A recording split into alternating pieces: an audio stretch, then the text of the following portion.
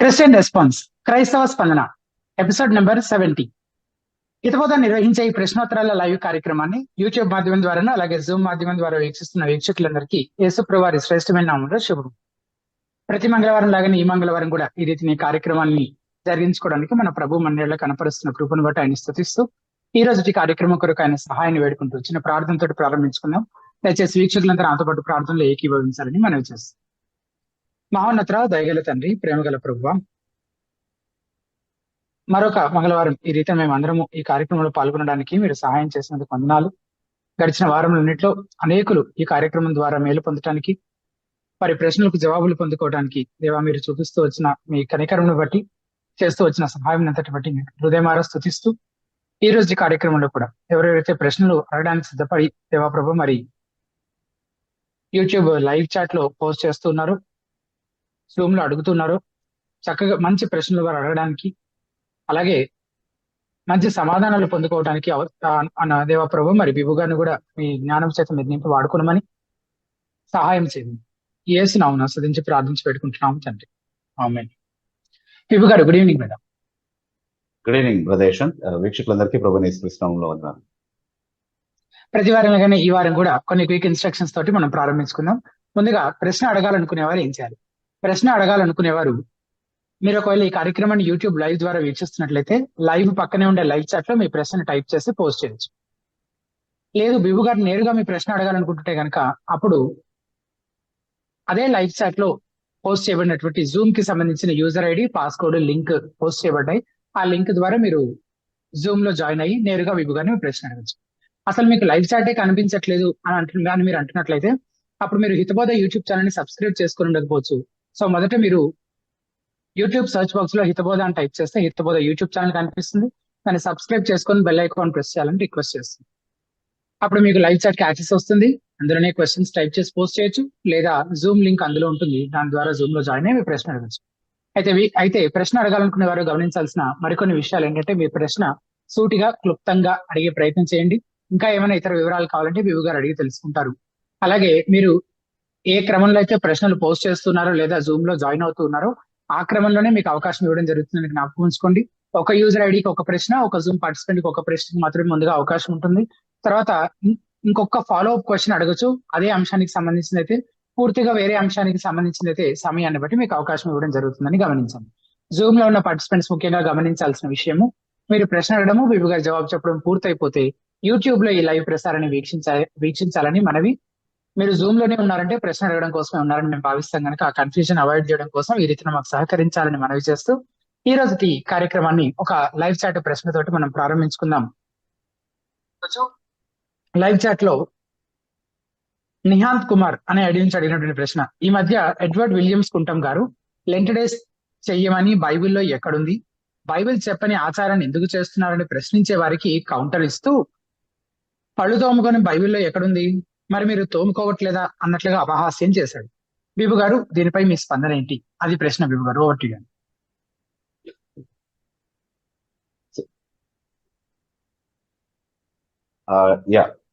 ముందుగా మనము అర్థం చేసుకోవాల్సిన విషయం ఏంటంటే, బైబిల్ గ్రంథం అనేది దేవుడిని ఎలా ఆరాధించాలి, ఎలా ఆరాధించకూడదు అని నేర్పించడానికి ఉద్దేశించబడినటువంటి పుస్తకం. అంతేగాని మనం కాలకృత్యాలు ఎలా తీర్చుకోవాలి, ఎలా తీర్చుకోకూడదు అని నేర్పించేటటువంటి పుస్తకం కాదు. కాబట్టి సహజంగా మనం నేర్చుకోగలిగేటటువంటి విషయాలు బైబిల్లో ఉంటాయి, అలా ఉంటేనే మనం వాటిని చేయాలి అన్నటువంటి నిబంధన ఏమీ లేదు. అలా దేవుడు ఎక్కడ చెప్పలేదు వాక్యంలో. సహజాతీతంగా మనం తెలుసుకోగలిగేటటువంటి విషయాలు, సహజాతీతంగా మాత్రమే మనం తెలుసుకోగలిగేటటువంటి విషయాలు కొన్ని ఉన్నాయి. అవేంటి అంటే దేవుడికి సంబంధించినటువంటి విషయాలు, అంటే దేవుడు ఎలా ఆరాధించబడాలి అన్నటువంటి విషయాలు మనం సహజంగా తెలుసుకోగలిగేటటువంటి విషయం కాదు. ఎందుకంటే దేవునితో ఎలాంటి సంబంధం లేనటువంటి మనము, పతన స్థితిలో ఉన్నటువంటి మనము, మన సొంత ఆలోచన నుండి పుట్టేటటువంటి ఆరాధన క్రియలు దేవుని ముందు పెట్టినప్పుడు దాన్ని ఆయన అంగీకరించాలన్నటువంటి నియమం ఎక్కడ లేదు. అలా చేసినటువంటి వారి ఆరాధన క్రియల్ని ఆయన తిరస్కరించినట్లుగానే మొదటి నుంచి మనకు బైబిల్లో ఆధారం కనిపిస్తా ఉంది. దాన్నే కయీను మార్గం అని బైబిల్ పిలుస్తా ఉంది. కయీను సమర్పించినటువంటి ఆరాధన మొదలుకొని తమ స్వంత విధానంలో దేవుణ్ణి అంటే విశ్వాస మార్గంలో కాకుండా తమ స్వంత ఆలోచన నుండి పుట్టినటువంటి ఏ పద్ధతిలో దేవుడిని ఆరాధించినా దేవుడు దాన్ని తిరస్కరించినట్టుగా మనకు కనబడతా ఉంది. ఎలా ఆరాధించాలో, ఆయనకి ఎలాంటి ఆరాధన అంగీకారమైందో ఆయనే ఆజ్ఞాపిస్తాడు వాక్యంలో, లేదా ఆయనే నియమిస్తాడు. దాని ప్రకారం మనం ఆరాధించాలన్నది నియమం. ఓకే. సో అది అతిక్రమించి దేవుడు చెప్పనివి కూడా మన సొంత ఇష్ట ప్రకారం మనము చేయొచ్చు అన్నటువంటి బోధ సమర్థించుకోవడానికి పలానాది వాక్యంలో లేదు, ఎందుకు చేస్తున్నారు అని మాట్లాడడం చాలా హాస్యాస్పదంగా ఉంది నిజంగా. అంటే ఇప్పుడు చాలా ఉదాహరణలు చూడొచ్చు మనం. పాత నిబంధనలో ఉదాహరణకి నాదాబు, అబిహు అనేటటువంటి వాళ్ళు దేవుడు తమకు ఆజ్ఞాపింపని వేరొక అగ్నిని అర్పించే ప్రయత్నం చేశారు. లేవికాండం 10వ అధ్యాయం 1, 2 వచనాల్లో ఆ దేవుడు తమకు ఆజ్ఞాపింపని వేరొక అగ్నిని అనంటే దేవుడు నియమించిన ధూపార్పణ కాకుండా వాళ్ళ సొంతంగా వాళ్ళు కల్పించినటువంటిది ఏదైనా అలాంటిది అర్పించకూడదు అన్నటువంటి నియమం ముందే చెప్పాడు దేవుడు. నేను చెప్పిందే చేయాలి, నేను చెప్పింది కాకుండా సొంతంగా మీరు తీసుకొచ్చి ఏది అర్పించడానికి వీల్లేదని చెప్పారు. దాన్ని అతిక్రమించినప్పుడు దేవుడు వారి విషయంలో ఎలా వారిని శిక్షించాడు అన్నటువంటి విషయం అక్కడే చాలా స్పష్టంగా చదువుతా ఉన్నాం. యెహోవా సన్నిధి నుండి అగ్ని వచ్చి వారిని దహించి వేసినట్టుగా మనం చూస్తాం. అంటే అదొక పాఠం నేర్పించడం కోసం ఉద్దేశించబడింది. ఒక నియమాన్ని మనకు నేర్పించడం కోసం ఉద్దేశించబడింది. నేను చెప్పిన విధంగా ఆరాధించాలి, మీ సొంత పద్ధతిలో కాదు అని. అలాగే యెరోబాము పాపం గురించి కూడా మనం ఒకసారి ఆలోచిస్తే మొదటి రాజుల గ్రంథం 12వ అధ్యాయం 28వ వచనం నుండి యెరోబాము ఇలా ఇశ్రాయేలీయుల్ని తప్పుదోవ పట్టించారు అటువంటి మాటలు మనం చదువుతా ఉంటాం. అక్కడే ఒక మాట ఏముంటది అని అంటే బహుశా 33వ వచనంలో అయి ఉండొచ్చు. 32, 33 వచనాలు చదివినప్పుడు తాను యోచించిన విధంగా ఒక ఉత్సవ దినాన్ని ఇశ్రాయేలీయులకి నియమించాడు. అంటే తన మనసులో తోచినటువంటి ఒక ఉత్సవ దినాన్ని ఆ ఇశ్రాయేలీయులకి అతను నియమించి అవి పాటించమని అతను బోధించాడు అన్నటువంటి మాట మనం చూస్తాం. అక్కడ మనం అనుకోవచ్చు, అంటే అదొక విగ్రహానికి కదా అతను చేసింది అని. కానీ ఆ విగ్రహాన్ని యెహోవా అనే పిలిచాడు. యెహోవాకు చేస్తున్నట్టుగానే చేస్తున్నాడు. అంతేకాకుండా అది విగ్రహానికి చేశాడు కాబట్టి అని అంటే విగ్రహారాధన చేశాడు అదంతా కూడా తప్పే అని చెప్తే సరిపోయేది. కానీ ప్రత్యేకంగా తను యోచించిన ఆ ఆలోచనను బట్టి ఒక ఉత్సవ దినాన్ని తయారు చేశాడు అన్నటువంటి మాటని ప్రత్యేకంగా ఎత్తి చూపించాల్సినటువంటి అవసరం ఏముంది? కాబట్టి మన సొంత ఆలోచన నుండి పుట్టినటువంటి విధానాల్లో దేవుడిని ఆరాధించడం అనేది అనుమతించబడిందా లేదా అనేది మన ముందున్నటువంటి ప్రశ్న. అది పాత నిబంధన కదా, కొత్త నిబంధనలో అలా కాదు, కొత్త నిబంధనలో మనకు స్వాతంత్రం ఉంది క్రీస్తులో అని ఒకవేళ వాదిస్తారేమో. క్రీస్తులో ఉన్నటువంటి స్వాతంత్రం దేనికి సంబంధించింది అంటే ధర్మశాస్త్ర ఆచారాల నుండి మనల్ని విడిపించడానికి సంబంధించినటువంటి స్వాతంత్రం. అంతేగాని ఇష్టానుసారంగా ఏది పడితే అది చేయడానికి మనకు అనుమతి ఇవ్వబడినటువంటి స్వాతంత్రం కాదు. ఆ మాటకొస్తే ధర్మశాస్త్రంలో దేవుడు విధించినటువంటి లేదా దేవుడు నియమించినటువంటి ఆచార నియమాలు ఏవైతే ఉన్నాయో, దేవుడు నియమించినటువంటి పండుగ దినాలు, ఉత్సవాలు ఏవైతే ఉన్నాయో వాటిని కూడా ఆచరించమని ఎవరిని కోరకూడదు సంఘంలో. అది దేవుడే నియమించాడు కదా, అది ధర్మశాస్త్రంలో భాగం కదా అని చెప్పి కూడా మనం ఎవరిని బలవంతం చేయడానికి వీల్లేదు. అలా చేస్తే అది అలాంటిది సంఘం మీద రుద్దే ప్రయత్నం చేస్తే అది వేరొక సువార్తలో భాగం అవుతుంది అన్నటువంటి హెచ్చరికని పౌలు సంఘాలకు ఇచ్చినట్టుగా మనం చూస్తా ఉన్నాం. గలతీ పత్రికలో కావచ్చు, లేదా రోమిలకు రాసిన పత్రికలో కావచ్చు, ఇతర పత్రికల్లో కూడా ఈ సందేశం చాలా క్లియర్ గా కనబడతా ఉంది. అంటే మీరు మళ్ళీ ధర్మశాస్త్ర కాడి కిందికి రావడం అనేది అది దేవుడు నియమించింది అయినా సరే దాని ఉద్దేశం నెరవేరిపోయింది కాబట్టి ఇక అది చేయాల్సిన అవసరం లేదు అన్నటువంటి మాట పౌలు చెప్తూ ఉండగా, దేవుడు నియమించని మానవులు కల్పించినటువంటి కొత్త పద్ధతుల్ని సంఘం పైన రుద్దే ప్రయత్నం ఏదైతే చేస్తా ఉన్నారు అది ఎంతవరకు సమర్థనీయం, ఏ వాక్య ఆధారంగా దాన్ని సమర్థిస్తున్నారు అనేది సమర్థించే వాళ్ళే చెప్పుకోవాలి. పళ్ళు దొంగకొని బైబిల్లో ఎక్కడుంది అని ఒక హాస్యాస్పదమైనటువంటి ఒక లాజిక్ వాడేస్తే సరిపోదు. దేవుడు నియమించినటువంటివి మీరు చేయమని, అంటే దేవుడు నియమించినవే వద్దని చెప్తున్నాం కొత్త నిబంధనలో. దేవుని మనసులో ఎప్పుడు రానటువంటి ఆలోచనలు, దేవుడు ఎప్పుడు మన కొరకు ఉద్దేశించినటువంటి విషయాలు, మనుషులు కల్పించినటువంటి ఆచారాల్ని దైవోపదేశాలుగా సంఘం పైన రుద్దేటటువంటి అధికారం ఎవరిచ్చారు? అది చేస్తా ఉన్నారు కదా. అంటే సంఘాలు ఆచరిస్తా ఉన్నాయి కదా, లెంట్ అనండి, లేకపోతే ఇంకా ఏదైనా ఈ పండుగ దినాలు కొత్తగా వచ్చినవి. కొత్త నిబంధనలో ఎక్కడ కనీసం ప్రస్తావనకు కూడా నోచుకున్నటువంటి పండుగ దినాలు ఏవైతే ఉన్నాయో వాటిని సంఘం పైన యథేచ్ఛగా రుద్దేస్తున్నారు కదా. అంటే సంఘాలే వాటిని ఆర్గనైజ్ చేస్తున్నప్పుడు, అఫీషియల్ గా ఇది సంఘ కార్యక్రమం అని చెప్తున్నప్పుడు ఆ సంఘ సభ్యులు అందరూ అందులో పాల్గొనాలి అన్నటువంటి ఆ ఆలోచన కానీ ఆ ఎక్స్పెక్టేషన్ కానీ అందులో ఉంది, చెప్పకనే చెప్తున్నారు అది. అండ్ ఇవి చేయము మేము, ఇది మా క్రైస్తవ స్వేచ్ఛ అనేది ఓన్లీ ఇవన్నీ రుద్దే వాళ్ళకి మాత్రమే వర్తిస్తుంది, వద్దనే వాళ్ళకి వర్తించవద్దా అన్నట్టుగా ఉంటది వైఖరి. ఇవన్నీ మేము చేయము అని అంటే అసలు మీరు క్రైస్తవులేనా అన్నట్టుగా చూస్తున్నారు. అంటే క్రైస్తవులు అయితే లెంట్ పాటించాలి, క్రైస్తవులు అయితే గుడ్ ఫ్రైడే చేయాలి, ఈస్టర్ చేయాలి, క్రిస్మస్ చేయాలి, అయితేనే క్రైస్తవులు. అవన్నీ బైబిల్లో ఉందా లేదా అని ఆలోచించాల్సిన అవసరం లేదు. అలాంటి వాళ్ళకి వక్తస్ పలకడానికి ఇలాంటి మేధావులు ఇలాంటి లాజిక్లు అందజేస్తూ ఉంటారన్నమాట. సో నియమం ఏంటి అని అంటే చాలా స్పష్టంగా అపోస్తలులు చెప్పారు కదా. 2 తెస్సలోనిక పత్రిక 2వ అధ్యాయం 15వ వచనంలో, మా నోటి మాట వలననైనను మా పత్రిక వలననైనను మీకు ఆజ్ఞాపించబడినటువంటి విధులను చేపట్టండి అని అన్నారు. అంటే వాళ్ళు ఆజ్ఞాపింపని వాటిని కూడా మీరు చేపట్టొచ్చు, అలా చేపట్టొద్దు అని చెప్పలేదు కదా అన్న వాదన చాలా మూర్ఖమైనది అనేది మనం అర్థం చేసుకోవాలి. ఎందుకంటే చూడండి, ఈవెన్ రంజిత్ ఓఫిర్ లాంటి వాళ్ళు కూడా హస్తప్రయోగం లాంటి వాటిని సమర్థించుకోవడానికి ఇలాంటి లాజికే వాడారు. చక్క కింద అదేంటి పర్ఫ్యూమ్ కొట్టుకోమని బైబిల్ చెప్పిందా?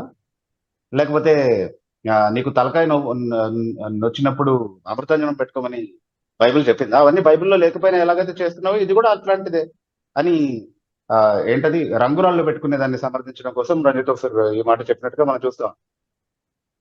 అట్లాంటి జస్టిఫికేషన్స్ అంటే బైబిల్ ఎక్కడ వద్దని లేదు కదా కాబట్టి హస్తప్రయోగం చేయొచ్చు అన్నటువంటి లాజికే వాడుతున్నాడు. సో అంటే దేన్నైనా ఎవరికి కావాల్సిన దేన్నైనా జస్టిఫై చేసుకోవడానికి ఇలాంటి చెత్త లాజిక్ ఒకటి వాడచ్చు. బైబిల్ పళ్ళు తోముకోమని చెప్పిందా? చెప్పలేదు కదా, తోముకుంటున్నావు కదా.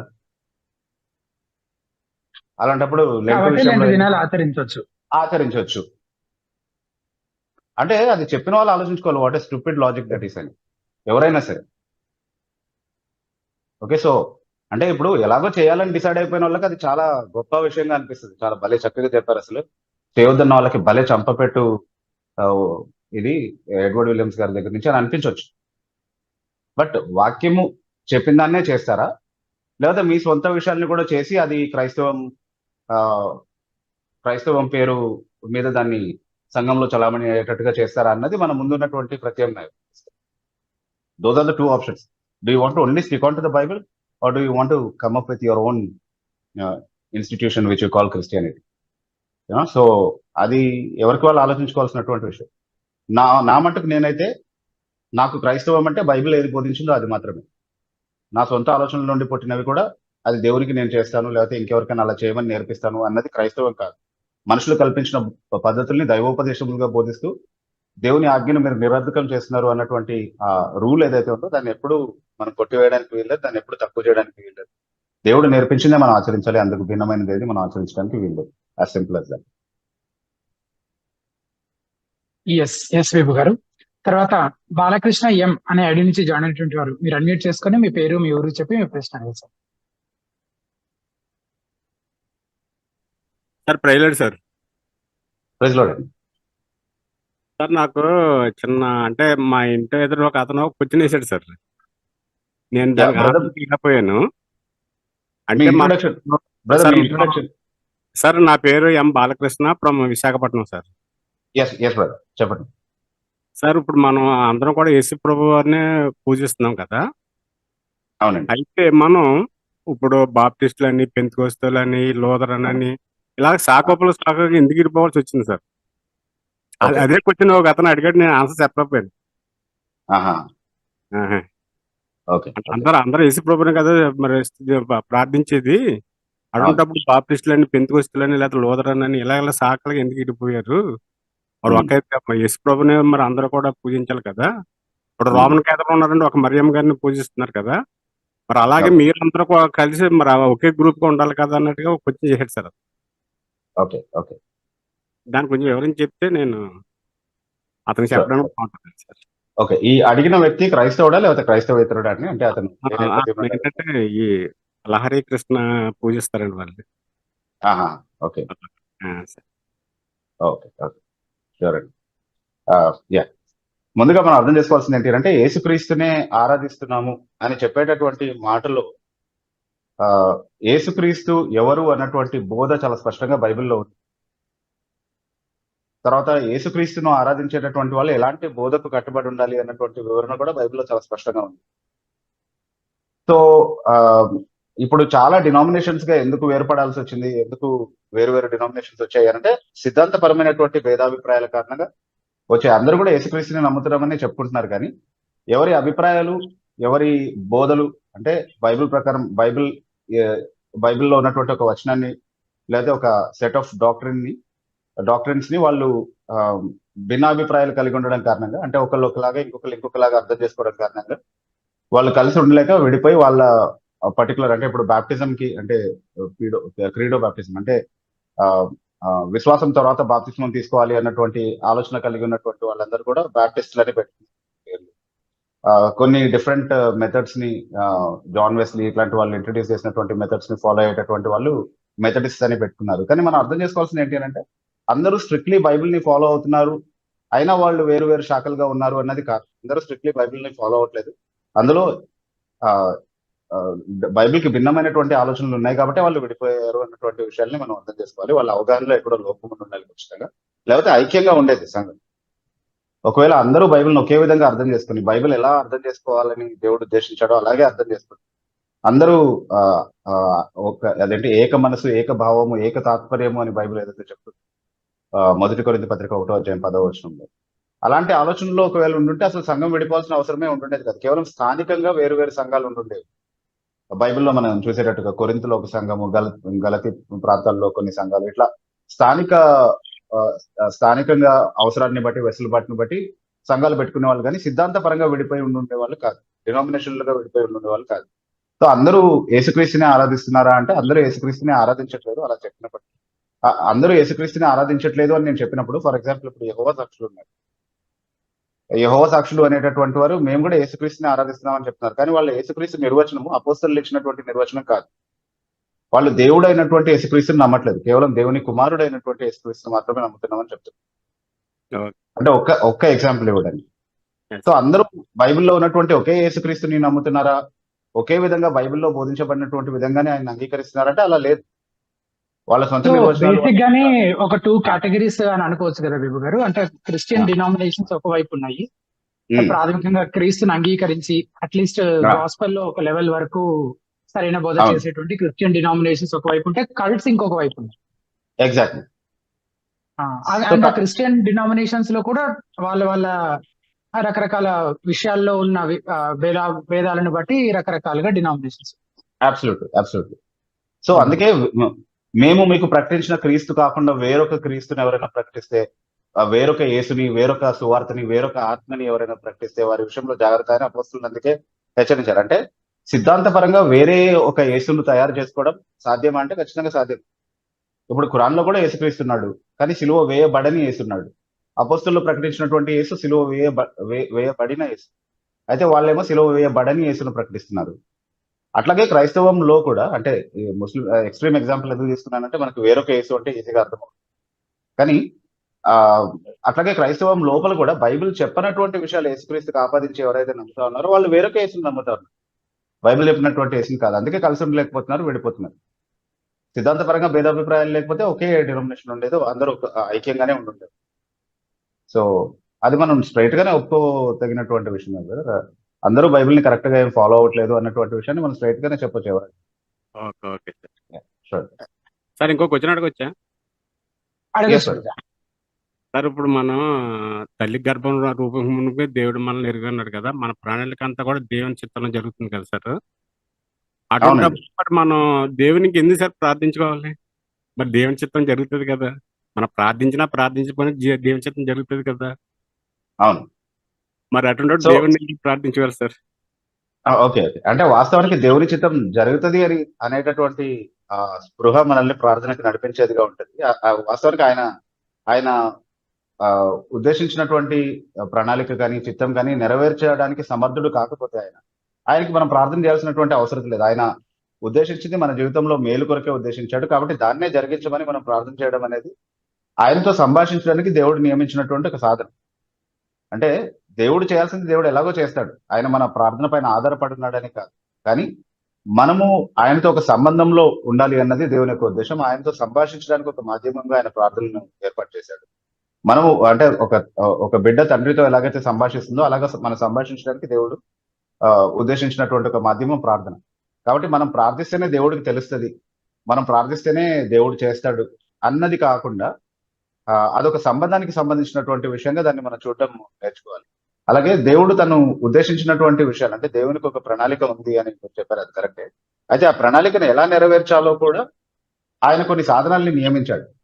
అందులో మానవ బాధ్యత అనేది ఒక సాధనం. మనం చేయాల్సినటువంటి బాధ్యత మనం చేయాలి. మనం ప్రార్థన చేయాలని ఆయన నేర్పించాడు, అది చేయాలి. మనము కొన్ని పనులు మనం చేయాలని, అంటే ఇప్పుడు నేను ఐఏఎస్ ఆఫీసర్ అవ్వాలని దేవుని ఉద్దేశం అనుకో. నేనేమి చదువుకోకుండానే నేను ఐఏఎస్ ఆఫీసర్ అయిపోతానని దేవుడు ఉద్దేశించాడు కాబట్టి అంటే కాదు. దానికోసం ఒక మార్గాన్ని కూడా ఆయన నియమించాడు. ఆ మార్గం అంతట్లో కూడా నేను ఆయనకు లోబడాలి. అంటే నేను కష్టపడాలి, నేను చదువుకోవాలి, నేను డిసిప్లిన్ చేసుకోవాలి. అప్పుడు అల్టిమేట్ రిజల్ట్ ఏంటి అంటే నేను ఐఏఎస్ ఆఫీసర్ని అవుతాను. అయితే ఆ ప్రణాళిక ఎటు తప్పిపోదు, ఎందుకంటే ఆయన ప్రణాళిక కాబట్టి. ఆ బాధ్యత కూడా నేను నిర్వర్తించడానికి ఆయనే సహాయం చేస్తాడు. ఆ మాధ్యమం ద్వారా, ఆ సాధనం ద్వారా ఆయన తన ఉద్దేశాన్ని నెరవేర్చుకుంటాడు. అంతేగాని ఆ నేను సో నా పని ప్రార్థన నేను కూడా చేసిన. అలాంటి ఒక సాధనమే అని అంటున్నారు. ఆయన అడగండి అని ఎక్సలెంట్. అంటున్నాడు కాబట్టి మనం వెళ్ళి అడగాలి. ఆ మాధ్యమం ద్వారా ఆయన తన కార్యాన్ని జరిగించుకుంటారు. ఎగ్జాక్ట్లీ. అంటే ఇప్పుడు మనం అది బైబిల్లో చాలా స్పష్టంగా చూడగలుగుతాం ఆ విషయాన్ని. యేసుక్రీస్తు ఉమ్. ప్రభువుకి దేవుని ప్రణాళిక గురించి మనందరికంటే చాలా బాగా తెలుసు. కానీ ప్రార్థన విషయంలో ఆయన కంటే మంచి మాదిరి కనబరిచిన వాళ్ళు ఎవరిని చూడం మనం బైబిల్. ఆయన చాలా సమయాన్ని ప్రార్థన కొరకు వెచ్చించినట్టుగా మనం చూస్తా ఉన్నాం. అంటే ఆయనే స్వయంగా దేవుడై ఉండి మానవుడిగా ఇక్కడ ఉండి తండ్రి పైన ఆధారపడుతున్నటువంటి స్థితిలోనికి తను తగ్గించుకున్నాడు కాబట్టి ప్రార్థన చేశాడు. అయితే ప్రార్థన చేస్తున్నప్పుడు ఇదంతా తండ్రి ఎట్లాగో చేస్తాడు కదా, నేను ఎందుకు అడగాలని ఎప్పుడూ అనుకోలేదు. సో ప్రార్థన ఆయనకు దేవుని ఉద్దేశం అనేటటువంటి వాస్తవం, లేదా దేవుని ప్రణాళిక అనేటటువంటి వాస్తవం ప్రార్థించడానికి ఆయన ఎప్పుడూ అడ్డగించినట్టుగా, అదొక అభ్యంతరంగా ఆయనకు కనబడినట్టుగా ఎక్కడ చూడం మనం వాక్యం. ఈ ప్రవక్తలందరి విషయంలో అట్లాగే చూస్తాం. ఇప్పుడు దానియేలు ప్రవచనం నెరవేరాల్సినటువంటి సమయం వచ్చినప్పుడు కరెక్ట్ గా ఈ సమయంలో నువ్వు చేస్తానన్నావు కదా దేవా, కాబట్టి చేయమన్నట్టుగా ప్రార్థన చేయడం స్టార్ట్ చేశారు. దానియేలు గ్రంథం 9వ అధ్యాయం.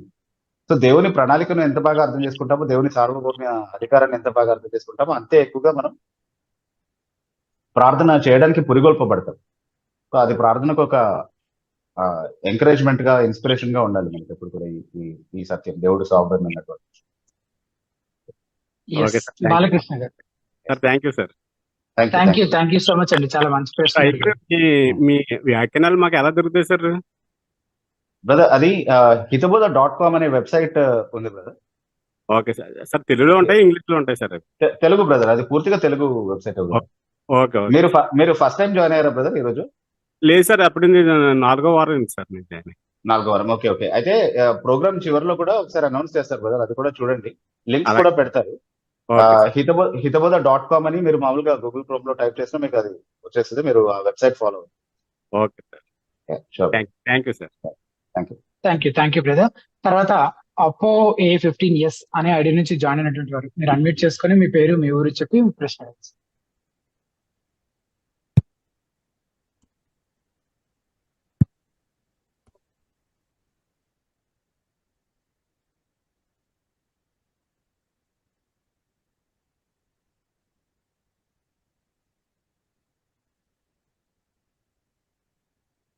బహుశా అందుబాటులో ఉన్నట్లేరు. ఇన్ఫినిక్స్ అనే ఐడి నుంచి జాయిన్ అయినటువంటి వారు మీరు అన్మ్యూట్ చేసుకొని మీ పేరు, మీ ఊరు చెప్పి మీ ప్రశ్న.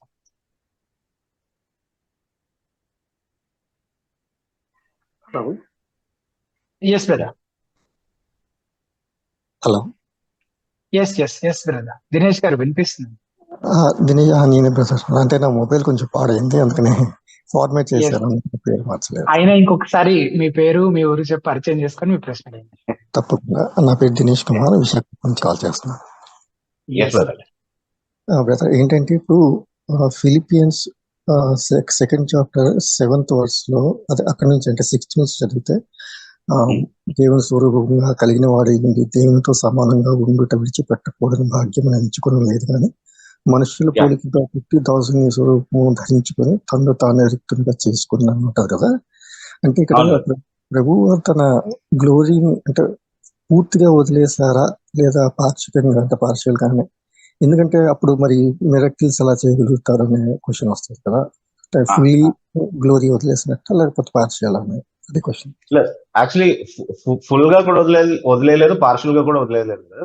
తను తగ్గించుకున్నాడు అన్నటువంటి కోణంలో మాత్రమే, అన్ని ఉండి ఏమీ లేని వానిగా మన మధ్య నివసించాడు అన్నటువంటి కోణంలో మాత్రమే అది చెప్పబడింది. అంతేగాని ఉన్నదేదో తన నుండి తొలగించేసుకున్నాడు, ఖాళీ చేసుకున్నాడు. దాన్ని అంటే ఇప్పుడు ఒక పాత్రలో నీళ్లుంటే దాన్ని ఎలాగైతే పారపోస్తే అది ఖాళీ అయిపోతుందో, అలా తను ఖాళీ చేసుకున్నాడు అన్నటువంటి భావంలో చెప్పబడినటువంటి మాట కాదు. తన దైవత్వాన్ని కేవలం మరుగు చేసుకున్నాడు తన మానవ స్వభావంలో. మనము సాధారణ మానవుడిని చూసేటట్టుగా, సాధారణ అంటే పాపం తప్ప అన్ని విషయాల్లో అన్ని బలహీనతలు ఉన్నటువంటి ఒక సాధారణ మానవుడిని చూసే విధంగా మనం ఆయన్ని చూసేలాగా ఆయన మన మధ్యలో ఉన్నాడు. దాని అర్థం ఆయనలో దైవత్వము లేదని కాదు. అంటే దేవత్వపు సర్వ పరిపూర్ణత శరీరముగా క్రీస్తునందు నివసించను అన్నటువంటి మాట మనం చదువుతా ఉన్నాం కదా. ఆ కొలసి పత్రిక 2వ అధ్యాయం 9వ వచనంలో.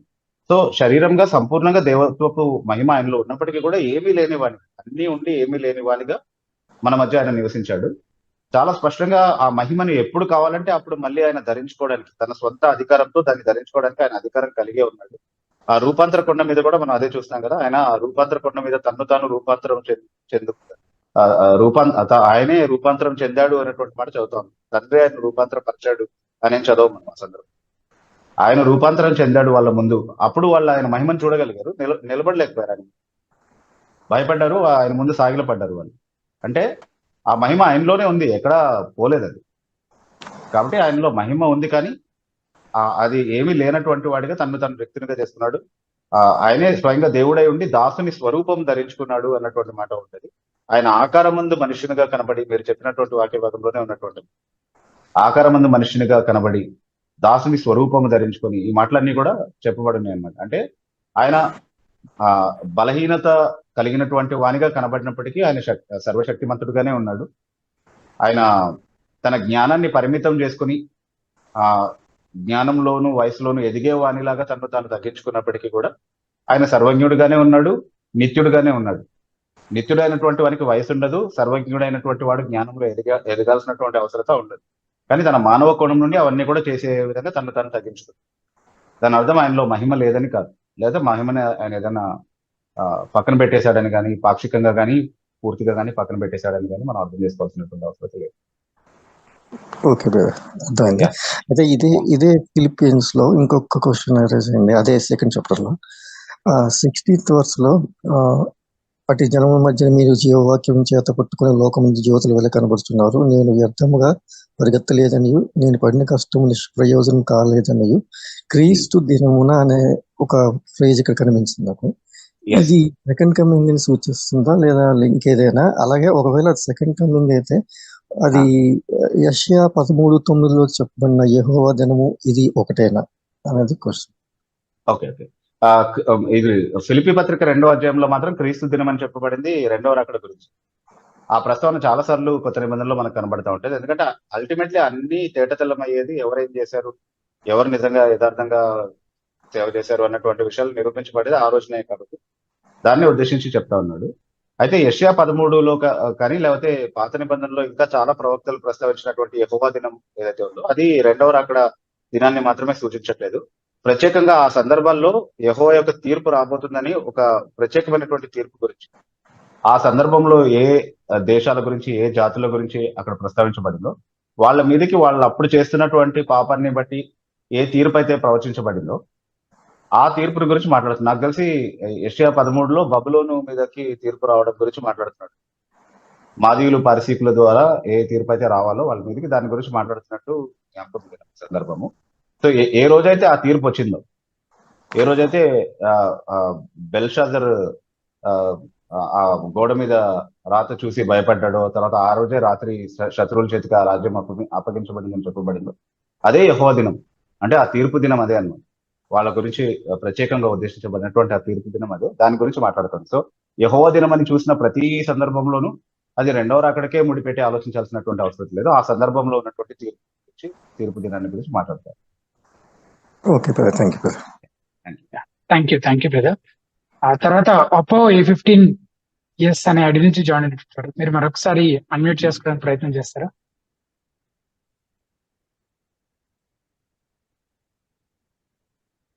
ఎస్. అండ్ ఈ ఐడి నుంచి జాయిన్ అయినటువంటి వాళ్ళు ఒకవేళ మీరు నాకు జూమ్ చాట్ లో ఏమైనా కమ్యూనికేట్ చేయగలిగితే మళ్ళీ మీకు అవకాశం ఇచ్చే ప్రయత్నం చేస్తాను. మీరు కనెక్ట్ అవ్వడానికి ఆల్రెడీ డిస్కనెక్ట్ అయ్యి మళ్ళీ కనెక్ట్ అయినా కానీ మీరు సంభవ అన్మ్యూట్ చేసుకోలేకపోవడమో లేదా సమ్ ఇష్యూ ఉన్నట్టుంది. దయచేసి మీరు కనెక్ట్ అవ్వగలిగితే మళ్ళీ నాకు మెసేజ్ పెట్టే ప్రయత్నం చేయాలని మనం చేస్తాం.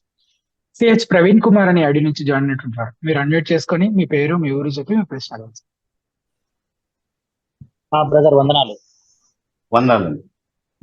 బ్రదర్ నా పేరు ప్రవీణ్, నేను హైదరాబాద్ మేదీపట్నం నుంచి మాట్లాడుతున్నాను బ్రదర్. Hello brother. బ్రదర్ వందనాలు బ్రదర్. బ్రదర్ చెప్పండి. బ్రదర్ ప్రశ్న ఏంటంటే హెబ్రీ పత్రిక 1వ అధ్యాయము 13వ వచనంలో ఉమ్, నీ శత్రువు అయితే నేను నీ శత్రువులను నీ పాదములకు పాదపీఠముగా చేయి వరకు నా కుడి పార్శ్వమున కూర్చుండుమని అని ఉంది కదా. అయితే ఇదే వచనము మిగతా లూకా సువార్తలో, మత్తయి సువార్తలో కూడా ఉంటది. ఉమ్, అయితే నీ శత్రువులను నీ పాదములకు పాదపీఠముగా ఉంచు వరకు అని లూకా సువార్తలో ఉంటది. ఓకే. నీవు నా కుడి పార్శ్వమున కూర్చుండుమని అని అంటున్నాడు. అంటే ఇక్కడ ఉమ్, శత్రువులు ఎవరు? ఉమ్, ఆయన ఆ ఎప్పటి వరకు ఆయన యేసుక్రీస్తు ప్రభు వారు అక్కడ కుడిపాసన కూర్చుండి రాజ్య పరిపాలన చేయుచుండే వాళ్ళని మరొక చోట ఉంటది కదా. అయితే ఈ ఉమ్, శత్రువులు ఎవరు? పాదపీఠముగా ఉంచు వరకు అన్నాడు కదా. అంటే ఆల్రెడీ ఈ ఉమ్, శత్రువులు పాదములకు క్రింద పాదపీఠములుగా ఉన్నారా లేక లేరా అన్నది ప్రశ్న బ్రదర్. ఉమ్. ఓకే. యా. అంటే ఇక్కడ ఆ, ముందుగా మీరు సరిగ్గా నేను గుర్తించినట్టుగా అది మెస్సియాకు చెందినటువంటి ఒక వాగ్దానం. అంటే దేవుడే స్వయంగా మెస్సియాకు ఇచ్చినటువంటి వాగ్దానం ఏంటంటే, నేను నీ శత్రువుల్ని నీ పాదపీఠంగా చేస్తాను, అప్పటి వరకు నా కుడి పార్శ్వంలో కూర్చుని ఉందని చెప్తున్నాడు. సో ఆ, ఈ శత్రువులు ఎవరు అని అంటే సువార్తకు లోబడినటువంటి వాళ్ళందరూ కూడా ఆయన శత్రువులు. లూకా సువార్తలో 19వ అధ్యాయం 27వ వచనంలో ఆ, ఒక ఉపమానం మాట్లాడుతూ ప్రభు తను తానే ఆ ఉపమానంలో ప్రభుగా చూపిస్తూ ఆ మాట చెప్తా ఉన్నాడు. నేను తమ్మును ఏలుటకు ఇష్టం లేని నా శత్రువులను నా ఎదుటకు తీసుకొచ్చి వారిని నా ఎదుట సంహరించుము అన్నటువంటి మాట చెప్తా ఉన్నాడు. సో ఆయనకు లోబడినటువంటి వాళ్ళందరూ ఆయన శత్రువులే. అయితే సువార్త పరిచర్య ముగించేంత వరకు కూడా ఈ ప్రక్రియ జరుగుతూనే ఉంటుంది. అంటే దేవుని బిడలుగా ఉన్నటువంటి వాళ్ళు దేవుని రాజ్యంలో చేర్చబడి ఆయనకి ఇవ్వబడినటువంటి ఇంకొక వాగ్దానం ఏంటంటే, నన్ను అడిగితే నేను నీకు ఆ ఆ, స్వాస్థ్యంగా కొంతమందిని ఇస్తానని చెప్తున్నాడు కదా. కీర్తనలు రెండవ కీర్తనలు 9వ వచనం నుండి మనం చదివినప్పుడు. సో దేవుని బిడ్డలుగా ఉండి ఆయన యందు విశ్వాసం ఉంచేటటువంటి వాళ్ళు ఈ సువార్త ప్రకటన అనేటటువంటి ప్రక్రియ ద్వారా ఎవరైతే విశ్వసిస్తారో వాళ్ళందరూ యేసుక్రీస్తుకు స్వాస్థ్యంగాను, ఎవరైతే ఆయన్ని తిరస్కరిస్తారో వాళ్ళందరూ యేసుక్రీస్తుకు శత్రువులుగాను మిగిలిపోతారు. అది సంఘకాలం అంతటి వరకు కూడా కొనసాగుతుంది. ఆ తర్వాత అంతం వచ్చినప్పుడు ఈ కార్యం సమాప్తం అవుతుంది అనేది అర్థం చేసుకోవాలి మనం. అప్పటి వరకు ఆ ప్రక్రియ కొనసాగుతూనే ఉంటుంది.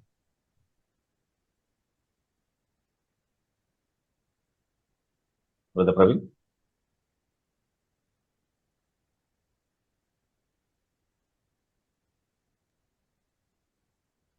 బ్రదర్, అంటే ఎవరైతే ప్రభువును నమ్మరో వాళ్ళు యేసుక్రీస్తుకు శత్రువులు అని చెప్తున్నారు కదా బ్రదర్. అవును, అయితే అవునండి.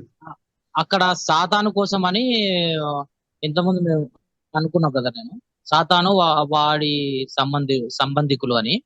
ఉమ్, అయితే ఈ సాతాను అంటే దేవుని నమ్మని వారందరూ సాతాను సంబంధులే. అవును, సాతాను సంబంధులు దేవునికి శత్రువులు.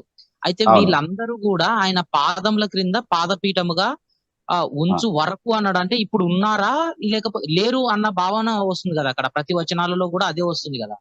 అంటే అంటే ఉంచి వరకు అంటే ఆ ప్రక్రియ ఇంకా సంపూర్ణం అవ్వలేదు కదా. అవ్వలేదు అంటే ఉన్నట్టు కాదు. యా, అంటే ఉన్నారు, ఉంటారు కూడా. అంటే ఇప్పుడు సంఘం గురించి కూడా అదే మాట చెప్పబడింది కదా బ్రదర్. సంఘం గురించి కూడా అంటే మన రక్షణ నిరీక్షణ గురించి మనం ఎదురు చూచువారమై ఉన్నాము అన్నటువంటి మాట చెప్పబడింది సంఘం విషయంలో. అంటే ఎదురు చూచువారమై ఉన్నామంటే ఇప్పుడు లేదా రక్షణ? అంటే ఇప్పుడు ఉంది, కానీ అది సంపూర్ణ చేయబడేటటువంటి దినం కూడా ఒకటి భవిష్యత్తులో ఉన్నట్టుగాని రక్షణ లేనటువంటి వారి విషయంలో కూడా ఈ రెండు ఆస్పెక్ట్స్ ని గుర్తించాలి. శత్రువులు ఉన్నారు, పాదముల క్రింద ఉన్నారు, వాళ్ళు ఇంకా కొనసాగుతూనే ఉంటారు. వాళ్ళు ఇంకా అంటే వాళ్ళని లోబరిచేటటువంటి వాళ్ళని లోబరుచుకునేటటువంటి లేకపోతే వాళ్ళని ఓడించేటటువంటి ప్రక్రియ అనేది సువార్త ప్రక్రియ ద్వారా జరగాలని దేవుడు ఉద్దేశించాడు. అంటే ఇప్పుడు దేవుని ప్రణాళిక కోణంలో, దేవుని సార్వభౌమి ఉద్దేశం కోణంలో ఆలోచిస్తే ఆల్రెడీ అంతా జరిగిపోయింది. మనం యేసుక్రీస్తుతో సింహాసనంలో కూర్చుని ఏలుతున్నాము, శత్రువులు ఆల్రెడీ పాదపీఠంగానే ఉన్నారు. కానీ అది నెరవేర్పు కోణం నుండి ఆలోచించినప్పుడు ఒక ప్రక్రియ ద్వారా అదంతా నెరవేరాలని దేవుడు ఉద్దేశించాడు కదా. అది ఇంకా నెరవేర్పులోనే ఉంది అనేది అర్థం చేసుకోవాలి. యేసుక్రీస్తు యొక్క మరణం గురించి అంటే చాలా విషయాల్లో ఇలాంటి భాషనే బైబిల్ వాడుతున్నట్టుగా మనం చూస్తా ఉన్నాం. ఇప్పుడు యేసుక్రీస్తు యొక్క మరణం గురించి మనం ఒకసారి ఆలోచిస్తే, ఆయన జగత్పునది అంటే లోకారంభం నుండి వధింపబడిన దేవుని గొర్రెపిల్ల అన్నటువంటి మాట చెప్పబడింది ప్రకటన గ్రంథం 13వ అధ్యాయం 5వ వచనం. ఓకే, లోకారంభం నుండి వధింపబడినటువంటి గొర్రెపిల్ల అయినప్పుడు వాస్తవానికి చరిత్రలో ఎప్పుడు వధింపబడ్డాడు? 2000 సంవత్సరాల ముందే కదా. రైట్. అంటే దాని అర్థం లోకారంభం నుండి ఆయన వధింపబడిన గొర్రెపిల్ల కాదు అని కాదు కదా. అంటే దేవుని ప్రణాళికలో ఆయన ఎప్పుడుండో వధింపబడినటువంటి గొర్రెపిల్ల. కానీ నిజంగా దాని నెరవేర్పు ఎప్పుడు జరిగింది అని అంటే చరిత్రలో దేవుడు ఉద్దేశించినటువంటి సమయంలో జరిగింది. అట్లాగే ఆయన ప్రణాళికలన్నీ అట్లాగే నెరవేరుతాయి. అవును, ఇలాంటి విషయమే ఎఫెసీ పత్రికలు కూడా జగదుత్పత్తికి ముందే ప్రేమ చేత క్రీస్తులో ఏర్పరచుకున్నాను. ఎస్, అక్కడ కూడా అదే ఉంటది ఇలాంటి. Exactly same thought. Thank you Praveen garu. Okay brother, thank you. Thank you. తర్వాత చక్రవర్తి అనే ఐడి నుంచి జాయిన్ అయినటువంటి వారు మీరు అన్మ్యూట్ చేసుకొని మీ పేరు మీ ఊరు చెప్పి మీ ప్రశ్న అడగచ్చు. హలో, గుడ్ ఈవినింగ్ అన్న. Good evening. నా పేరు చక్రవర్తి అన్న, సత్తెనపల్లి నుంచి. Yes brother. అన్న, ఇప్పుడు అడిగే క్వశ్చన్ మొదటి తెస్సలోనికీయులకు 4వ అధ్యాయంలో నుంచి మళ్ళా మత్తయి సువార్త 24లో నుంచి అక్కడ 2 సందర్భాలు చూస్తే వాళ్ళు అంటే యేసుక్రీస్తు రాకడా అన్నది వాళ్ళ లైఫ్ టైమ్ లోనే వస్తుంది అన్నట్టుగా వాళ్ళ ఎక్స్పెక్టేషన్ ఉన్నట్లుగా అనిపిస్తుంది అన్న. అక్కడ యేసుక్రీస్తు మాట్లాడిన మాటలు కానీ లేదంటే పౌలు గారు చెప్పినవి కానీ అది ఎక్స్ప్లెయిన్ చేయండి అన్న ఒకసారి. అంటే స్పెసిఫిక్ గా వచనాలు చదివి చెప్తే ఆ భావం ఎక్కడొచ్చింది అనేది దాన్ని నేను ఇంకా క్లియర్ గా ఎక్స్ప్లెయిన్ చేయడానికి అవకాశం ఉంటుంది. ఒక్క నిమిషం అన్నా, నేను వర్స్ చూస్తాను, ఎగ్జాక్ట్ గా తెలియదు. కొంచెం టైం తీసుకుంటారా బ్రదర్? ఇంకో ప్రశ్న ఏమైనా తీసుకుంటాం. టైం తీసుకుంటా. ఎస్ నేను ఒక ప్రశ్న అడుగుతాను ఈ లోపు మీరు అది తీసి పెట్టుకోండి, మీరు అడుగుతాను. ఎస్ అన్న. లైవ్ చాట్ లో నుంచి జాక్ స్పారో అని అడిగి అడిగినటువంటి ప్రశ్న, బ్రదర్ బిబు, మీరు కొంతకాలం క్రిందట ఫినిహాస్ ని కౌంటర్ చేస్తూ ఒక వీడియో చేశారు. దానిపై ఇప్పటి వరకు ఫినిహాస్ స్పందించలేదు. మీ కౌంటర్ తో ఫినిహాస్ తోక ముడుచుకున్నట్టేనా? ఓకే.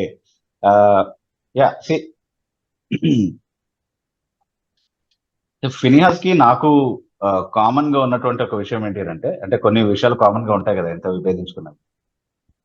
ఫినిహాస్ కి నాకు కామన్ గా ఉన్నటువంటి ఒక విషయం ఏమిటంటే మేము తోక ముడుచుకునే రకాలు కాదు. అంటే ఫినిహాస్ టైం తీసుకుంటాడు బేసికలీ, ఎందుకంటే అతని వీడియో క్వాలిటీ కానీ అతని ఎడిటింగ్ కానీ అదంతా కూడా మనకు తెలుసు కదా ఏ స్థాయిలో ఉంటుంది అనేది. సో అతను డేటా కలెక్ట్ చేసుకుంటాడు. అతను ఇంకా ఏ కోణాల్లో బిబు గారిని వ్యక్తిగతంగా అవమానపరచొచ్చు, కించపరచొచ్చు అన్నటువంటి అవన్నీ ఆలోచించుకోవడం. అంటే లాజిక్ ఏమి ఉండదు కదా, ఎట్లాగో వాదన కానీ వాక్య విశ్లేషణ కానీ ఇవన్నీ ఎట్లాగో ఉండదు మనకి. కాబట్టి ఎక్కువ టైం తీసుకుంటుంది అనమాట అర్థం చేసుకోవడానికి, ఆలోచించుకోవడానికి టైం ఎక్కువ పడుతుంది.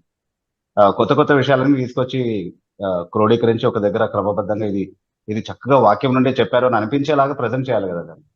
కాబట్టి దానికి బాగా టైం తీసుకుంటుంది అనమాట. ఆ టైం ఆయనకి ఇద్దాం, వస్తాడు మళ్ళీ. తొందర ఎందుకు, వస్తాడు.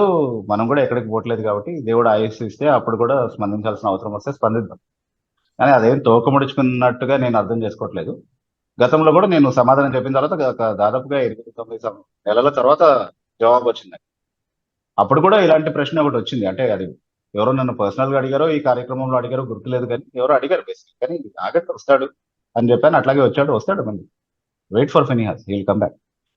ఓకే. సో కాకపోతే ఎలా వస్తాడు అనేది కూడా చెప్తున్నాను నేను. అంటే బాగా ఎలా కించపరచాలి, ఎలా అవమానపరచాలి, ఎలా ఈ వ్యక్తి పరువు తీయాలి అందరిలో అన్నటువంటి ప్రిపరేషన్ తో వస్తాడే తప్ప సబ్జెక్ట్ ఏ ఉండదు. సబ్జెక్ట్ ఇస్ నిల్. ఒకవేళ సబ్జెక్ట్ మాట్లాడుతున్నట్టుగా అనిపించినా అదంతా కూడా బైబిల్ ని తప్పుగా వక్రీకరించడం చేస్తాడు. అది సాతాను అనుచరుడు ఆల్రెడీ మనం డిక్లేర్ చేసేసాం. సో బేసికలీ సాతాను అనుచరుడు ఎట్లా అప్రోచ్ అవుతాడు అట్లాగే అప్రోచ్ అవుతాడు. సాతాను అంత్యదినం వరకు తోకముడుచాడు, అప్పుడు అణిచివేయబడతాడు. నేను కూడా అంత్యదినం వరకు తోకముడువను, అప్పుడు నేను గెలుస్తాను. Because I'm on the side of the truth. That is my confidence. ఈ వాదన అంతా గెలుపోటమిల కోసం కాదండి, అట్లా చూడకూడదు మనం అని కొంతమంది చెప్తా ఉంటారు. అట్లా కాదు, ఎప్పుడు వాదన ఇచ్చుకోరు గెలుపు అని ఉంటుంది. సత్యమన్నా గెలుస్తుంది, అసత్యమన్నా గెలిచినట్టుగా అనిపిస్తుంది, కానీ అసత్యం ఎప్పుడు గెలవదు. Ultimately it will the truth will win.